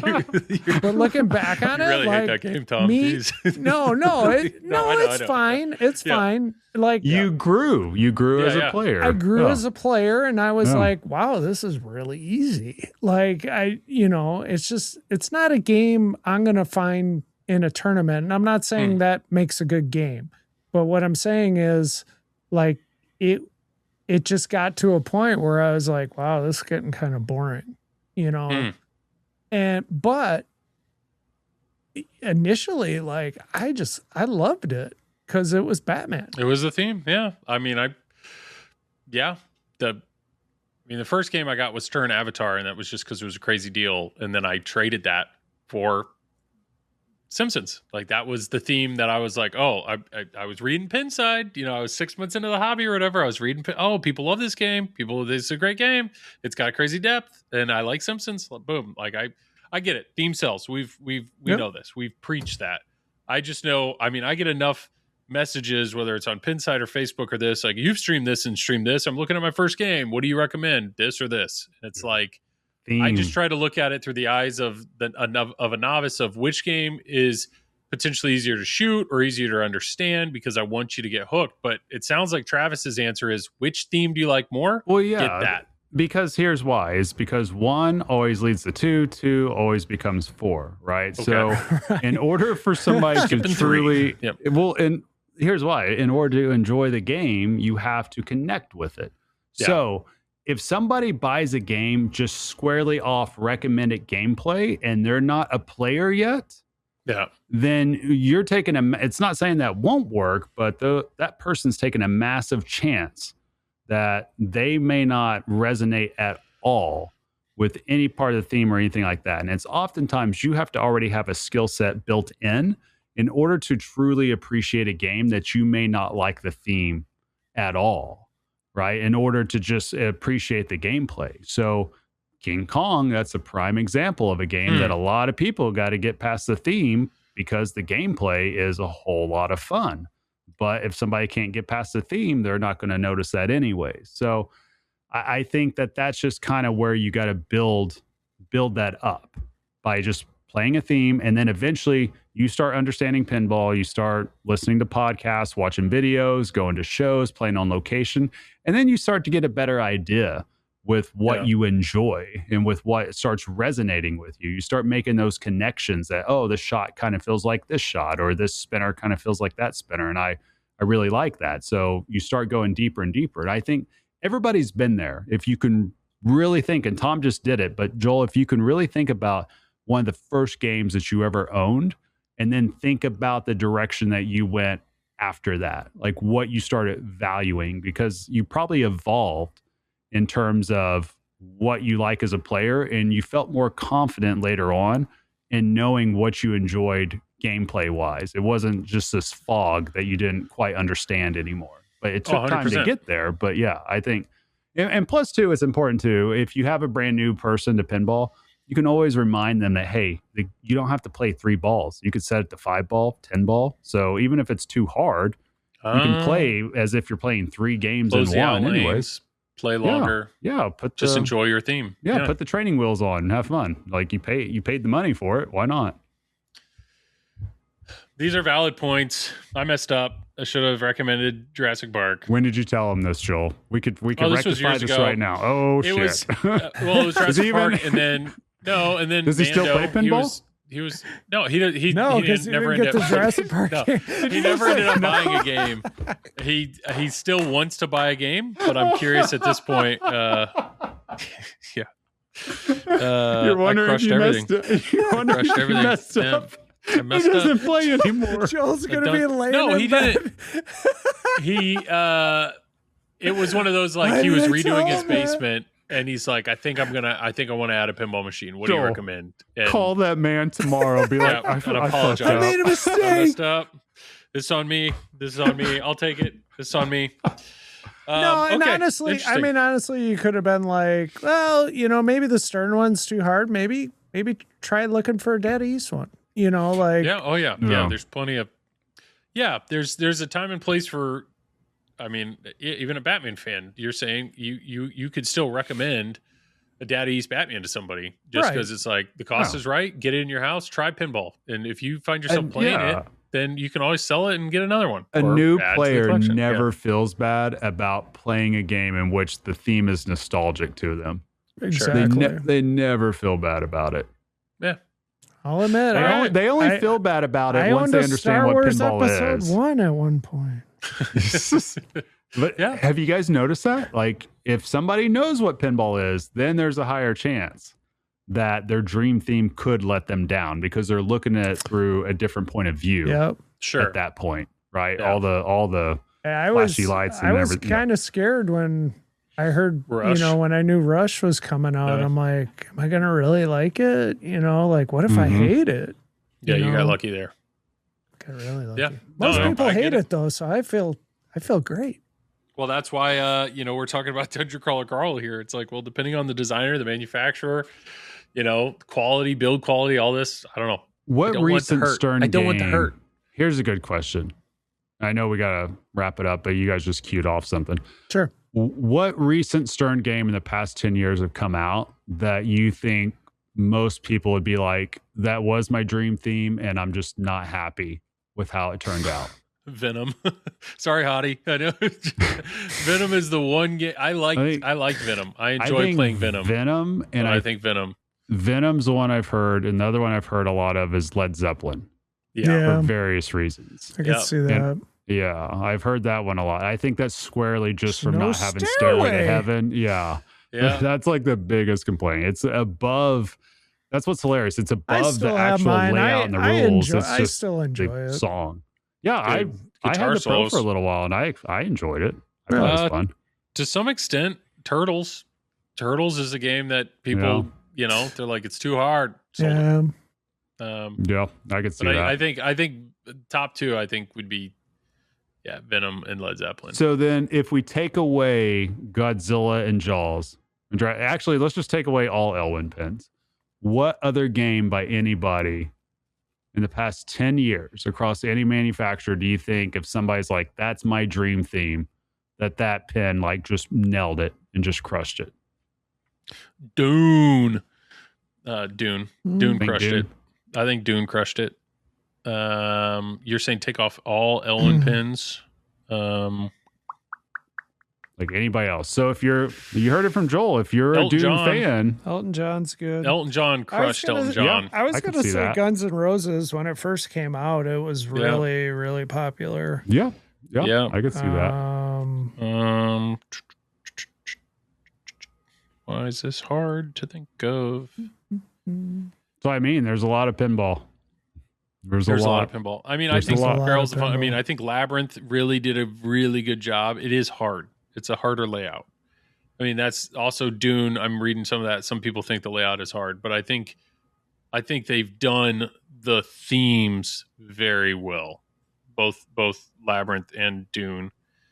I mean, if somebody's really into Winchester Mystery House, then I could probably say that game, but I don't know who's that type of fanboy. So then next question to put you both on the spot. Oh, like Beetlejuice. And I think Beetlejuice did it really, really well. I think if you're a Texas Chainsaw Massacre, like huge fan, I think you are probably very happy with that game. Yep. All right. Tom, we're going to put Joel on the spot. Somebody's not going to send him a Christmas card this year. Portal, they did a really good job. You have two choices. All right. You cannot, Stern is out of the equation. Yeah. If you had to pick one manufacturer outside of Stern to do any dream theme, if somebody came to you and said, Barrels of Fun, above anybody else, above Spooky, above 100%. Jersey Jack, you answer that immediately. Yeah. So why? Barrels of Fun. If you're saying Stern's off the table, but if you could tell me, hey, take this dream theme, And I go, okay, hey, Carl D'Angelo, can you design the playfield? Hey, Jeff Dirtypool, can you design the audio package? And then I've really been impressed with the build quality. The mechs. David's got it figured out. Travis is one of the engineers there. And then Phil Grimaldi and who else on? They have Eric Pripke. Eric Pripke's rules, the way that he does modes, like I like Eric Pripke rules on spooky games, and now he's doing games at Barrels of Fun. So if I look at that, the only question is art package, and that depends on what the theme is. But they don't cheap out on that. They got Johnny Crap did a fantastic job, and then they just hired Brad Albright, right, to do Winchester. So it's like, I mean, sure, if I can make my dream theme, then get Franchi to do whatever it is. But to me, if you said yes, hey Joel, my current dream theme, what I keep saying Batman the animated series is like, yes, Batman animated series I want to see, but I threw this out here right now. If you told me I get to decide what the next Barrels of Fun pinball machine is, I would pick Mad Max Fury Road. Mad Max Fury Road, done by Barrels of Fun. That audio package would be insane, like all the time. Oh, it'd be so great. And then yes, you give me somebody. I mean, they've proven that they can make fun layouts, and now that Carl's there with his brain, yes, without a doubt. And it's nothing. The second one I would consider would be JJP, but no, you can't. Nope. Oh, I know. You left that body on the side of the road. JJP. The code just gets so complex. Yeah, so dealer. It gets a little confusing at times. Yeah. Tom, do you want to answer the question, 100%. or do you want to get all your Christmas cards this year? Yeah, I want. Well, I don't want to piss anybody off. So. I didn't say anybody else is bad. I'm just saying, boom, that's who I want. You didn't have to. I think it would be a tough choice because, like, if Stern's off the table, I mean, I've seen a lot of good coming out of Jersey Jack and Barrels of Fun. Rush wants a new pinball machine. They don't want to work with Stern anymore. Jersey Jack turned them down. Wasn't that the rumor? I can't confirm nor deny that. But who do you want? Who do you want making that machine? I mean, you own them all. You have every manufacturer. Bally Williams. No, just kidding. Play Mechanics. Play Mechanics. Yeah. Shit. Yeah, it's a tough one, isn't it? It's really tough. They each have their pros and cons. It's not that there's any Play one Mechanics bad. if I saw their next game. That's the problem. So they did really well with Pulp Fiction. They did really well with Pulp. Yeah, I don't, Yeah, I mean, that game's due out. Josh told us 2032, I think. So, dude, what if they got Dungeon Crawler Carl? That would be sick. Oh, boy. I might. That would be sick. I don't want to answer. Dude, I answered before you even finished that's fair. Barrels of Fun. That's too tough of a question. Yeah. I mean, I'll answer. The pinball company? Better. No. No. I'm not. Yeah, Jetsons 2, Elroy's Revenge. It's coming out soon. I think I would have to also say Barrels of Fun. I think I would just because of all the reasons that Joel pointed out. But I think also too, it's like even David, like the passion that he has, that he exudes, and his whole thing is just making. Like, I always love it when he talks about pinball. He's like, I just want to make cool shit. That's it. Like, that's like the North Star. And I think if your whole team is thinking that direction, you're going to come up with something interesting and fun, right? And you're going to take risks that are necessary. And it may blow up. It may not work. But you know what? When it works, I mean, I will say I was probably going to go with Barrels. And the only reason is, and they probably have especially the last two games, probably some of the coolest mechs in pinball right now. Mm-hmm. I mean, I think they're the full package. That worm in Dune is just freaking amazing. Like, it's probably the most amazing mech I've seen in a long time. Yeah. And I was listening to a podcast, and it's overpriced. Like it exceeded their bomb. It exceeded their, like, when they said this is what it is, and it was David or the business partner. I forget. I think it's Brian. Brian.